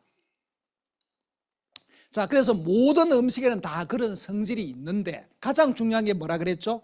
차냐 뜨거우냐 서늘하냐 따뜻하냐 요거죠. 자, 곡식도 메밀, 어떤 회사의 부장님이 여름만 되면 직원 데리고 점심 먹으러 어디 가느냐? 냉면 먹으러 갑니다. 그거 괜찮습니까? 직원들 중에는 열이 많은 사람도 있고 몸이 속이 차고 냉한 사람도 있어요. 맨날 점심마다 일주일 내내 냉면 먹으면 어떻게 될까요? 열이 많은 사람이야 참 좋죠. 그러나 몸이 냉한 사람은 메밀을 먹었다가는 소화 안 되고 설사납니다. 메밀이 아주 찬 성질이에요. 이쪽은 다 찬 성질입니다. 이쪽은 다 따뜻한 거예요. 찹쌀, 수수, 밀가루. 자, 여기 밀가루가 따뜻한 성질인 걸 갖다가 아셔야 됩니다. 밀 껍질, 요 껍질 같은 요런 거는 찬 성질인데 밀가루는 따뜻한 성질, 밀속, 밀알. 특히 가루 만들면 더 따뜻해집니다.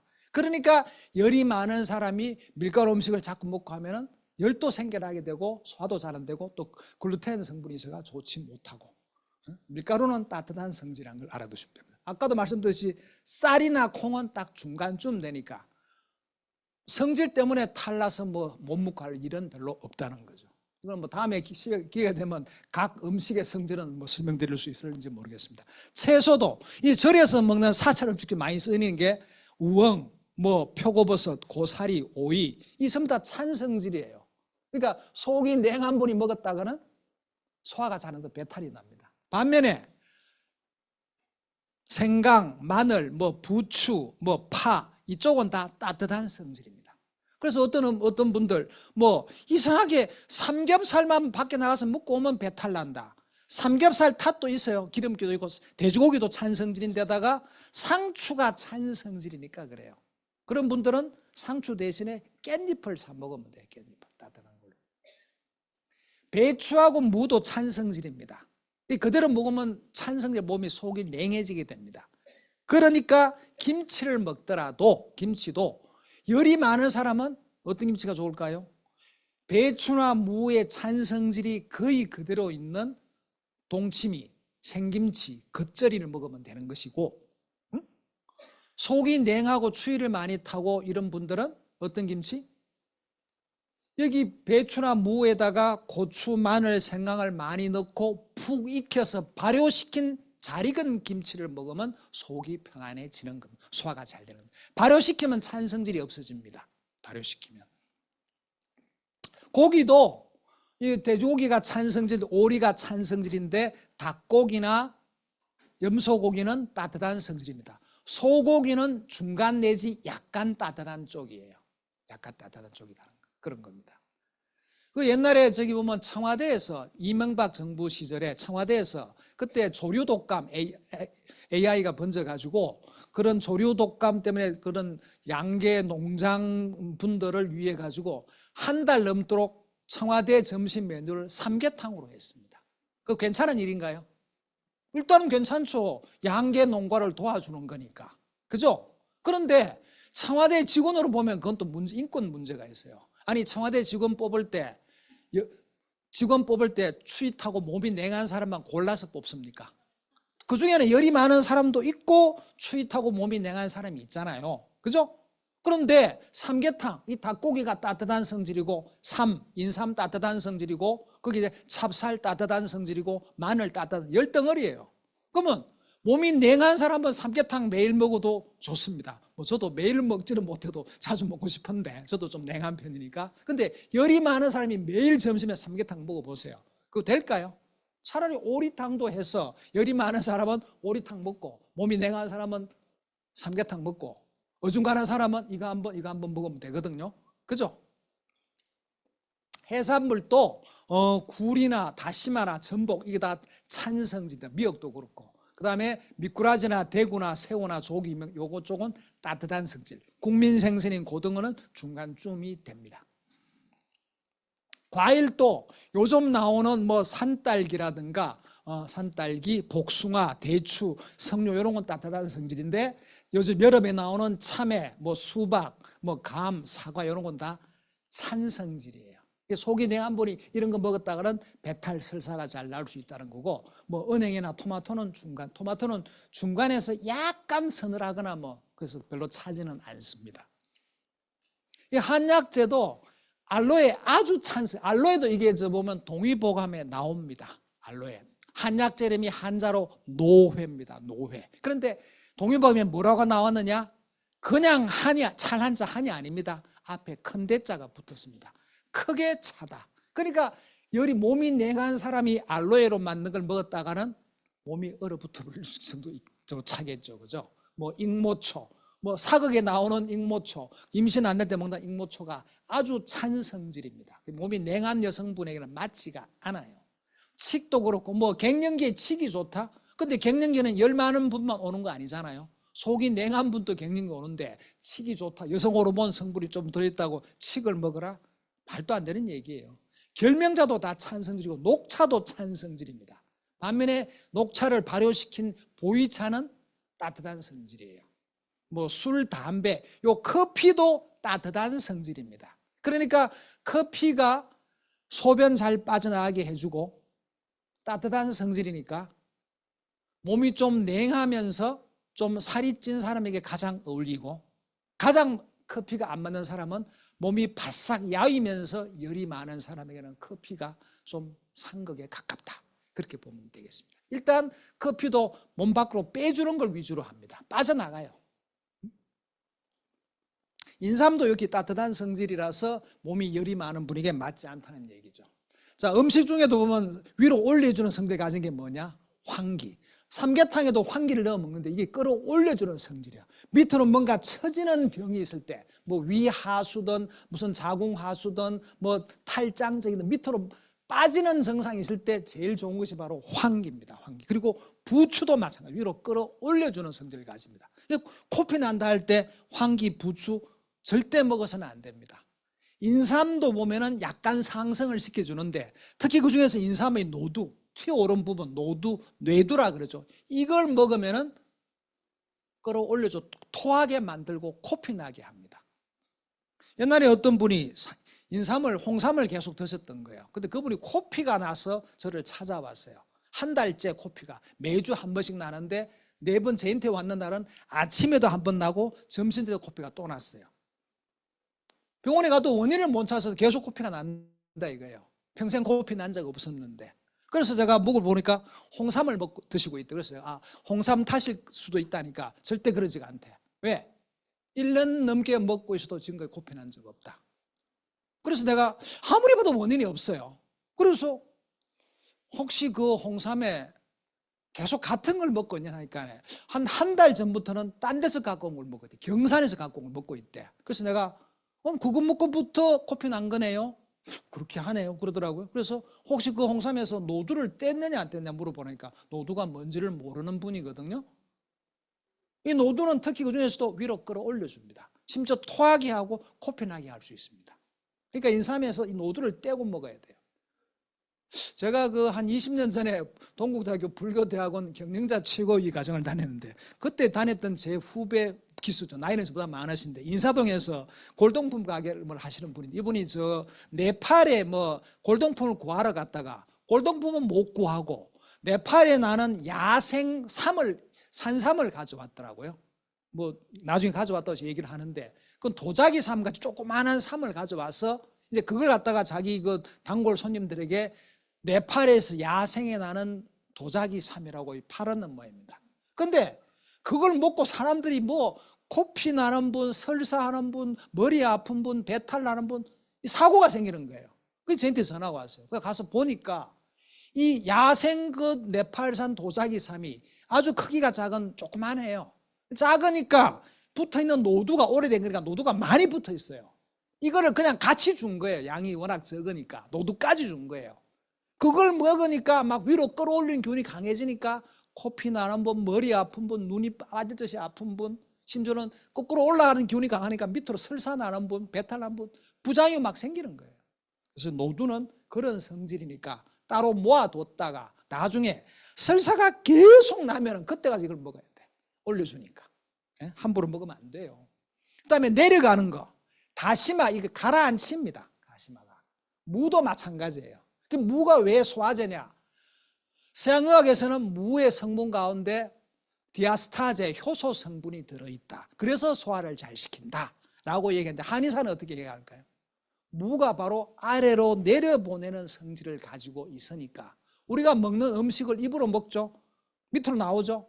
소화되는 과정은 내려가는 과정이에요. 그래서 소화를 잘 시키는 겁니다. 대변도 잘 나오게 해주는 겁니다. 만약에 위로 거꾸로 올려주는 거는 소화에 도움이 안 돼요. 도움이 안 돼요. 메밀도 이게 보면요, 열도 내려주고 기운도 내려줍니다. 그러니까 심한 변비가 있을 때 메밀만 잘 먹어도, 한약적으로 저도 많이 씁니다. 열이 있는 분, 변비가 있고 기운이 위로 뻗치는 분, 이런 분에게 메밀을 씁니다. 교맥이라 하는데 내려주는 성질이에요. 그러니까 자꾸 밑으로 대변이 풀어주고 대변을 2번, 3번 설사하는 분이 메밀국수를 먹는다, 막국수, 냉면을 먹는다. 안 좋겠죠? 더욱이 가장 안 좋은 것은 추위를 타고 몸이 냉하면서 기운이 깔아지는 분에게 메밀을 먹으면 그거는 정말로 안 좋은 거다. 그래 보시면 돼요.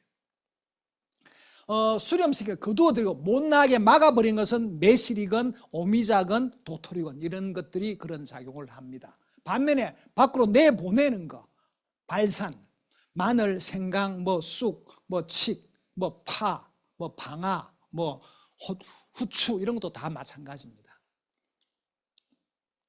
맛도 이렇게 5가지로 나눌 수가 있는데 매실, 귤 같은 신맛은 밖으로 못 나게 거두어들이는 작용을 한다는 거고, 반면에 매운맛은 밖으로 내보내는 고추 같은 거, 마늘 같은 거. 그다음에 쓴맛은 이거는 배설 작용입니다. 그래서 쓴맛을 가진 걸 먹으면 대변 잘 나오고 밑으로 잘 빠지게 됩니다.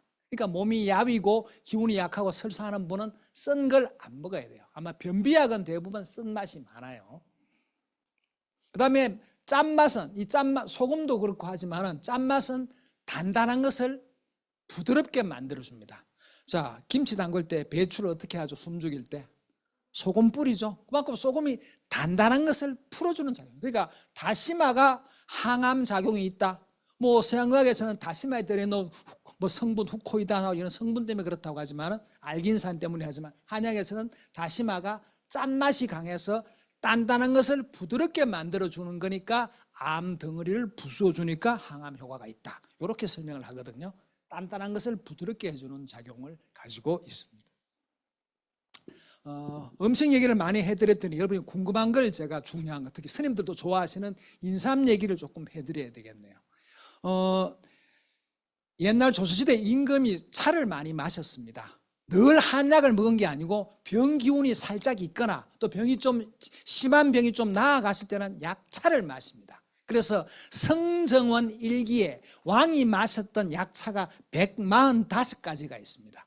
그중에서 가장 많이 마신 1위차가 바로 삼귤차고 3위가 삼령차, 2위가 인삼 하나만 달인 차입니다. 사실 말이 인삼이지 실제로 임금이 마셨던 것은 요즘 말로 하면 산삼입니다. 산삼. 왜 그러면은 그냥 인삼차보다 삼귤이나 삼령을 많이 마셨을까? 그 이유는 인삼 한 가지만 쓰면은 문제가 생길 수도 있기 때문에 그렇다는 거.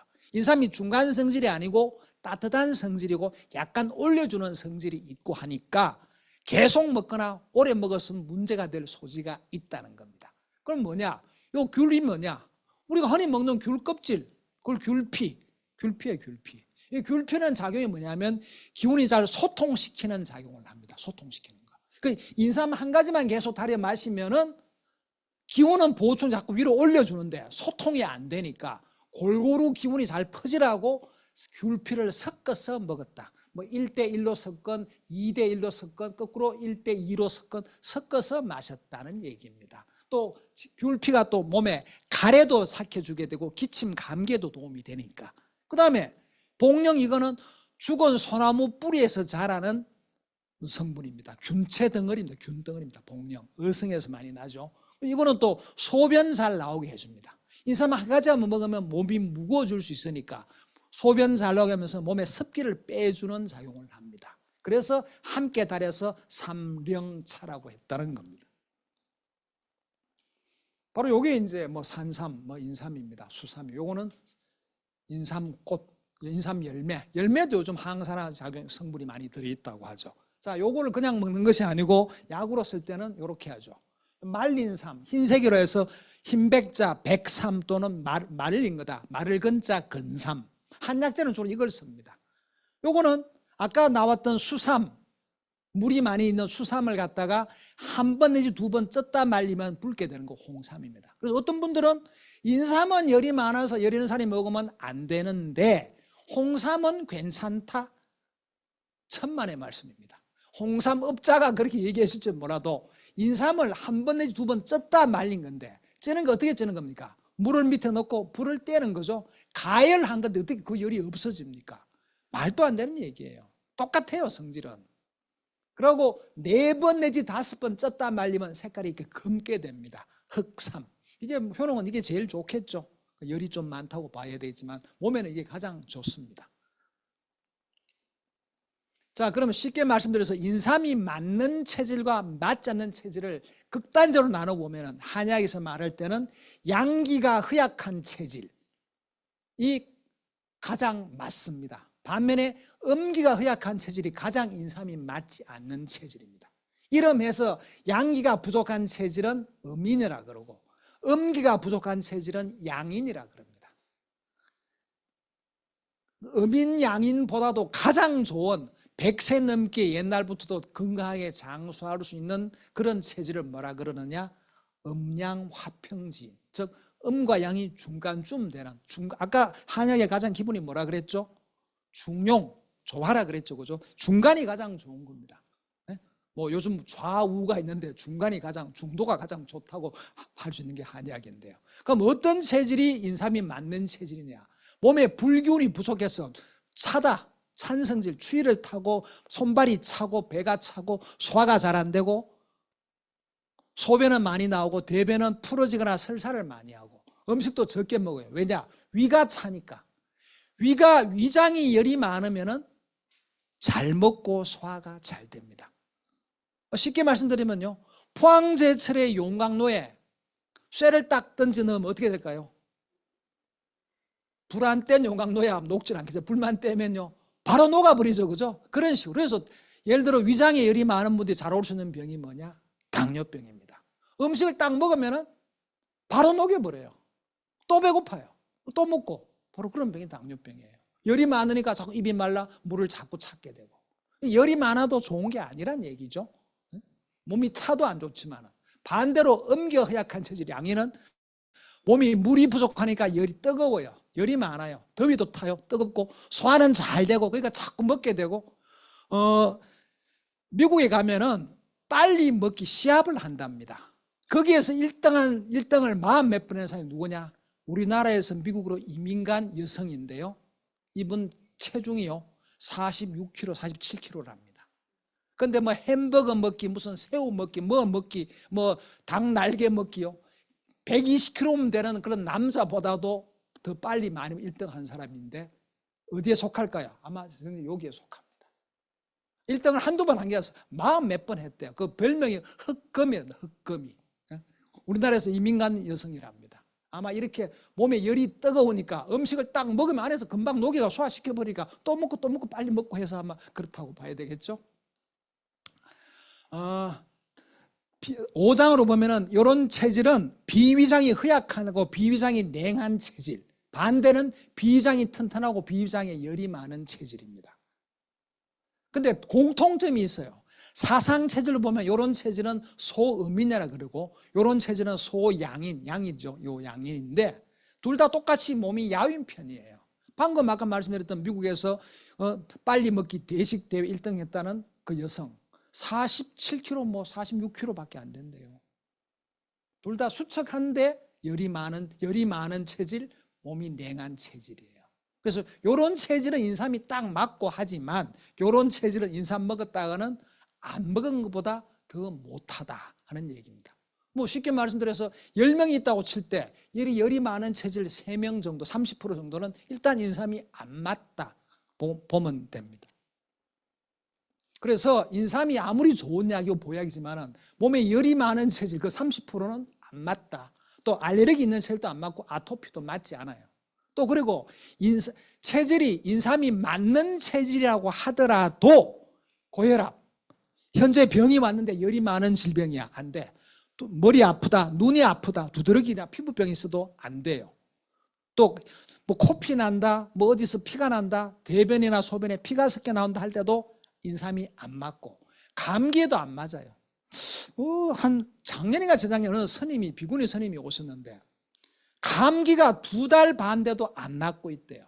일주일마다 가서 내과에 가서 약을 타는데 그 내과 전문의도 이상하다 하면서 약을 계속 쥐어주더래요.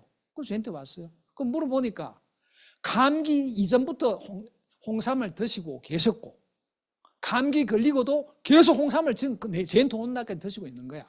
그래서 왜 드셨나 했더니 제가 면역력이 워낙 약해서 인삼이 면역력에 좋다니까 그래서 먹고 있대. 인삼, 홍삼이 면역력을 올려주는 거 맞습니다. 확실하게 맞습니다. 맞는데 몸의 기운을 도와주고 면역력을 도와주고, 쉽게 말하면 한약에서 말하면 몸의 전기를 도와주고 기운을 끌어올려 주는데, 그게요 몸 밖으로 나가야 될 감기 바이러스도 도와줬어요. 그러니까 빠져나가야 할 놈을 도와주니까 놈이 안 나오고 붙어 있는 거예요. 그러니까 감기가 2달 반 동안 끄는 거예요. 제가 원래부터 나가는 골프 모임에 그 양방 의사가 있는데, 그 사람은 치과 의사인데 목이 아픈 게 한 달 넘도록 낫지가 않는데요. 그래서 이비인후과 또 자기 친구들까지 약도 지어먹는데 안 낫더라. 그래서 제가 물어보니까 혹시 뭐 건강식품 먹는 게 아니라 물어보니까 홍삼을 뭐 한 5년 전부터 먹고 있대요. 근데 맞아서 먹고 있는 건 괜찮은데 감기가 오거나 혹은 목에 편도선이나 이런 목에 병이 왔을 때는 일단 중단했다가 나으면 먹어야 되는데 계속 머리가 목이 아픈 게 낫지를 않는 거예요. 그래서 염증, 뭐 감기든 독감이든 편도선이든 무슨 염증이 있을 때는 일단 중단했다가 그다음 또 먹으면 돼요. 그리고 뭔가 체했다. 여기 심화 비색인데 요 심화가 어디냐? 명치. 요 명치 이쪽 가운데 있죠. 여기가 속 들어가, 요 와자가 속 들어간 부분을 말하는데, 명치 아래 여기가 꽉 뭔가 막힌 것 같다, 소화가 안 돼, 체했다. 이때도 인삼을 먹던 것도 일단 중단했다가 소화가 되면은 먹어야 됩니다. 왜냐? 아까 말씀드렸지만 인삼도 기운을 좀 위로 끌어올려 줍니다. 그런데 소화는 뭐라 그랬죠? 내려보내는 거라 그랬죠? 그러니까 소화에 방해가 되는 거예요. 소화가 안 돼서 꽉 막혀 있을 때, 평소에 괜찮을 때는 인삼 먹어도 별 탈이 없는데 체질만 맞으면은 지금 뭔가 체해가지고 꽉 막혀 있는데 인삼을 계속 먹었다, 올려주니까 소화에 방해가 되는 거예요. 그리고 신중, 몸이 무거워. 특히 요즘은 장마철 돼서 몸이 찌뿌듯하게 무겁다, 어디 두드려 맞은 것 같다, 몸이 천근만근 같다, 혹은 몸에 습기와 담이 많이 쌓여 있어, 담결려, 이럴 때도 인삼이 맞지 않아요. 체질에 맞더라도 조심을 해야 됩니다.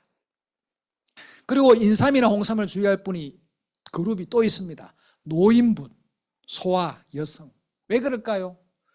우리 몸의 기운을 크게 나눠보면 몸의 요소를 기와 혈, 이건 피고 기운입니다. 그리고 음기와 양기인데 인삼은 그 중에서 기를 올려주고 양기를 올려주는 겁니다.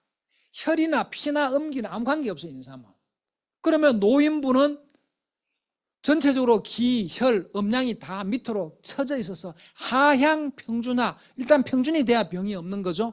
밑으로 깔려져 있는데 유독 인삼을 먹어서 요거만 올려주고 요거만 올려주니까 이 균형이 맞겠습니까? 이게 균형이 깨어지겠죠. 그러니까 안 좋다는 얘기예요. 조심해서 먹어야 된다. 정말 기가 부족하고 양이 부족한 사람은 균형 맞도록 올려주는 것이지, 균형이 맞춰 있는데 이거 한 가지만 먹으면은 안 된다는 얘기에 탈이 난다. 그리고 아이들도 마찬가지예요. 아이들은 한 20살 전까지는 몸에 음과 양 중에서 양이 많아요. 애들이 열이 많아요. 뜨거워요. 그런데 홍삼을 먹인다, 홍위장군 먹이니까 균형이 깨어지는 겁니다. 균형이. 중용이 안 돼요. 그러니까 여성은 왜 주의를 해야 될까? 남성과 여성의 큰 차이점이, 남자는 기를 위주로 하고 여성은 혈을 위주로 합니다. 특히 여성은 매월 생리를 하죠. 그죠? 피가 손실이 됩니다. 그래서 여성은 혈이 위주예요. 그래서 원래 인삼은 남자에게 비교적 맞는 편이고, 물론 여성분도 몸이 냉하거나 또 인삼이 좋은 효능이 많으니까 좋은 게 많은데, 혈이 부족한데 이것만 올려주면 균형이 더 맞겠습니까? 안 맞겠습니까? 그러니까 여성분은 더 인삼보다 더 필요한 게 뭐냐? 요겁니다. 요거. 당귀. 뭐 저 오대산 설악산 가도 당귀 차가 있죠. 아마 쌈밥집에 가보면 요 당귀 요거 잎도 아마 쌈으로 뭐 줄 겁니다. 이 당귀가 대표적인 보혈제예요. 보혈제. 당귀. 예? 오히려 당귀차를 마시는 것이 더 도움이 될 수 있다는 그런 겁니다. 자, 그 다음에 인삼 먹었을 때 부작용 뭐냐? 크게 세 가지인데, 과민 반응, 얼굴이 화끈 붉어져요. 그리고 머리 아프거나 눈이 아프거나 어지럽고, 탈모도 올 수 있어요. 왜냐? 머리로 열이 가겠죠. 이 머리 두피가 뜨거워지면 이 머리카락에 붙어 있지를 못합니다. 머리카락이 빠지는 원인이 여러 가지가 있는데, 이 두피가 뜨거우면 머리카락이 붙어 있지를 못해요. 또 워낙 잘 못 먹어서 영양이 부실하면 머리카락에 영양이 안 가니까 머리카락이 빠질 수밖에 없어요. 네?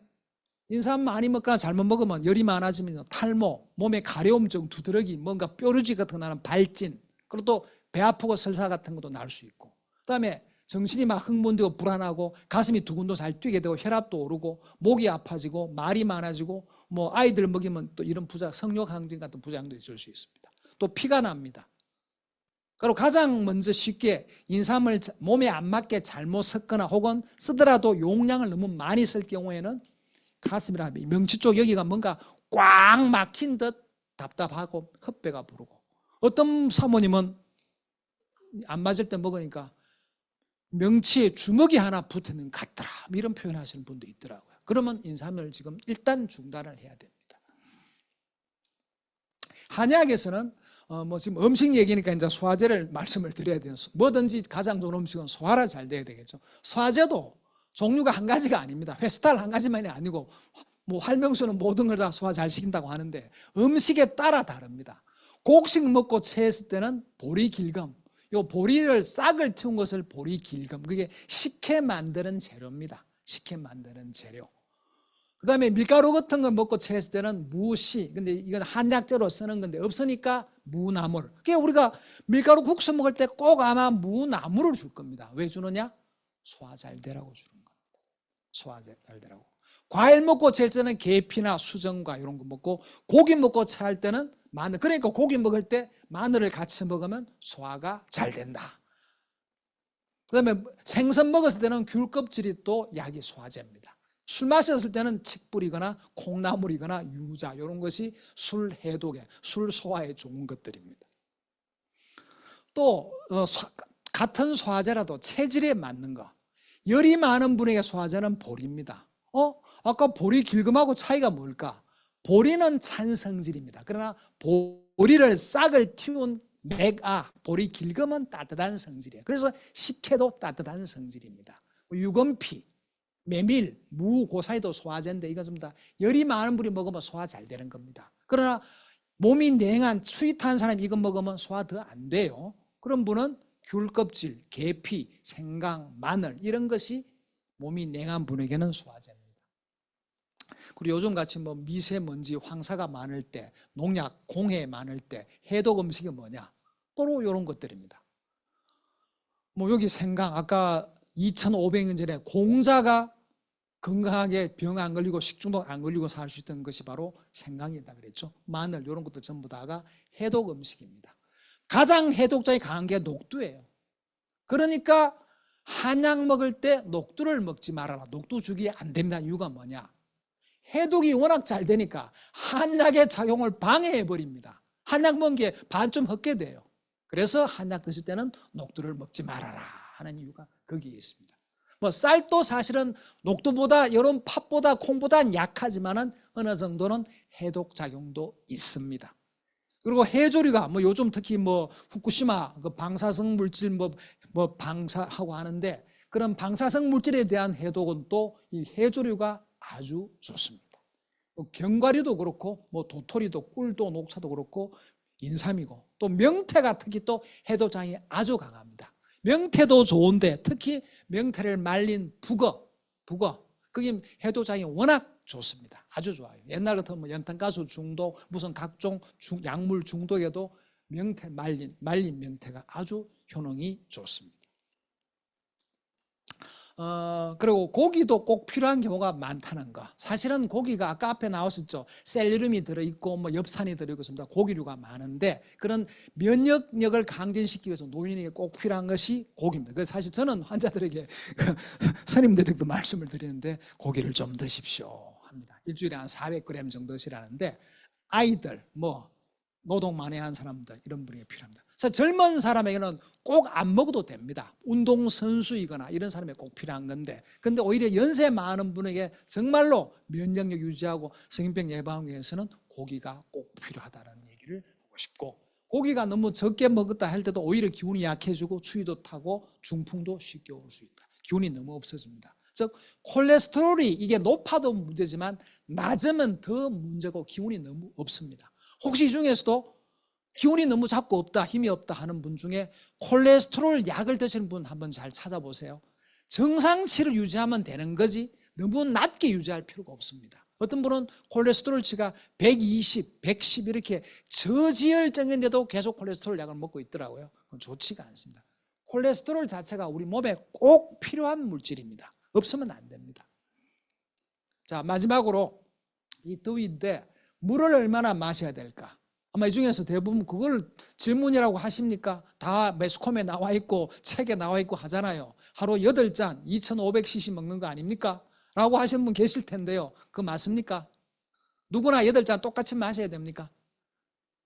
자, 체중이 90kg인 사람하고 60kg인 사람 심지어 40kg인 분 똑같이 8잔 마십니까? 어떤 분은 그겠네. 잔 크기만 바꾸면 됩니다 하시겠는데 그 2500cc라는 그 말 자체가 어디에 연구에도 없답니다.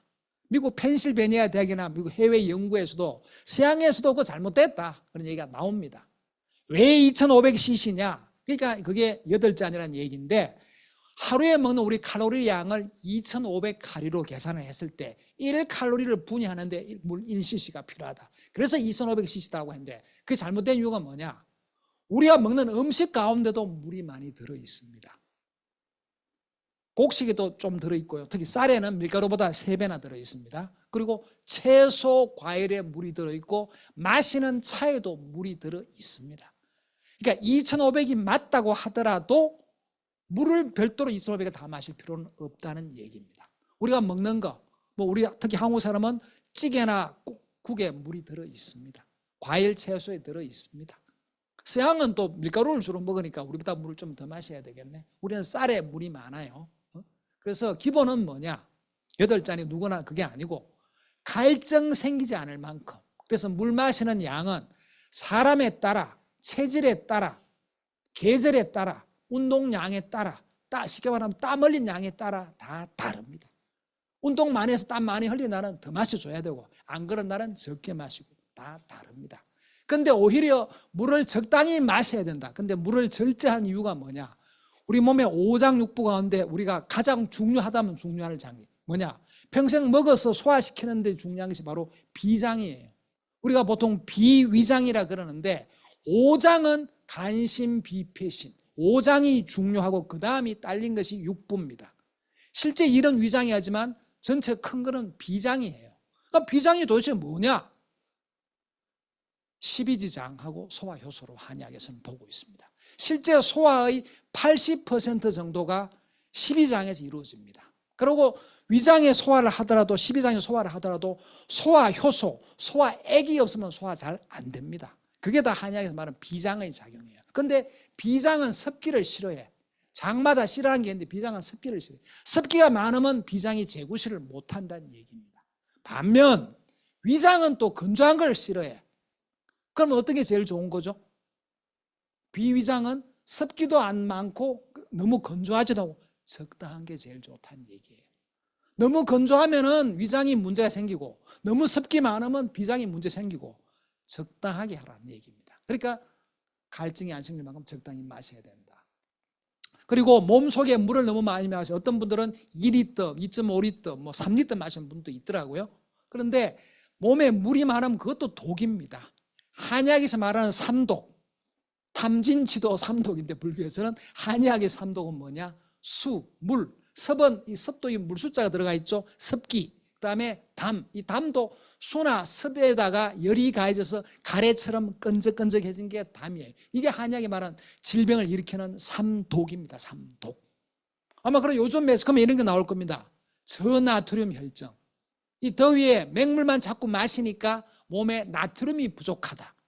여러분 소금이 그냥 뭐 많이 먹으면 동이 되는 걸 알고 있죠? 소금 안 먹어도 탈납니다. 몸의 균형은 이 나트륨하고 칼륨, 소디움과 포타슘의 균형이 맞아야 되는데 맹물만 마시면은 저나트륨 혈증. 마라톤 하다 죽는 사람이 있습니다. 물만 마시다가 소금을 좀 타서 마셔야 돼요. 요즘같이 더운 날씨에는 소금을 같이 먹어줘야 됩니다. 그 옛날에 가난한 집에 음식을 하다 보니 양이 부족해요. 식구 다 나눠주고 어머니는 혼자 못 먹었습니다. 물만 마시고 살았어요. 근데 맹물 마시면 죽었을 거예요. 그 물에다가 조선간장을 살짝 타서 마셔서 살았던 겁니다. 물만 마시면 안 돼요. 저나트륨 혈증, 그리고 몸속에 물이 많은 물 중독. 아마 요즘 해외에서 물 많이 마셔서 물 중독으로 했다는 얘기 많이 들어보셨을 겁니다. 이게 남의 일이 아니에요. 무조건 물을 마셔야 된다? 그렇지가 않다. 약간 소금기가 나트륨이 있어야 된다 할 겁니다. 그리고 실제로 노인은 물이 많이 부족합니다. 이 도표를 보세요. 태어났을 무렵에는 물이 전체 체중의 80%가 물이에요. 태아 때.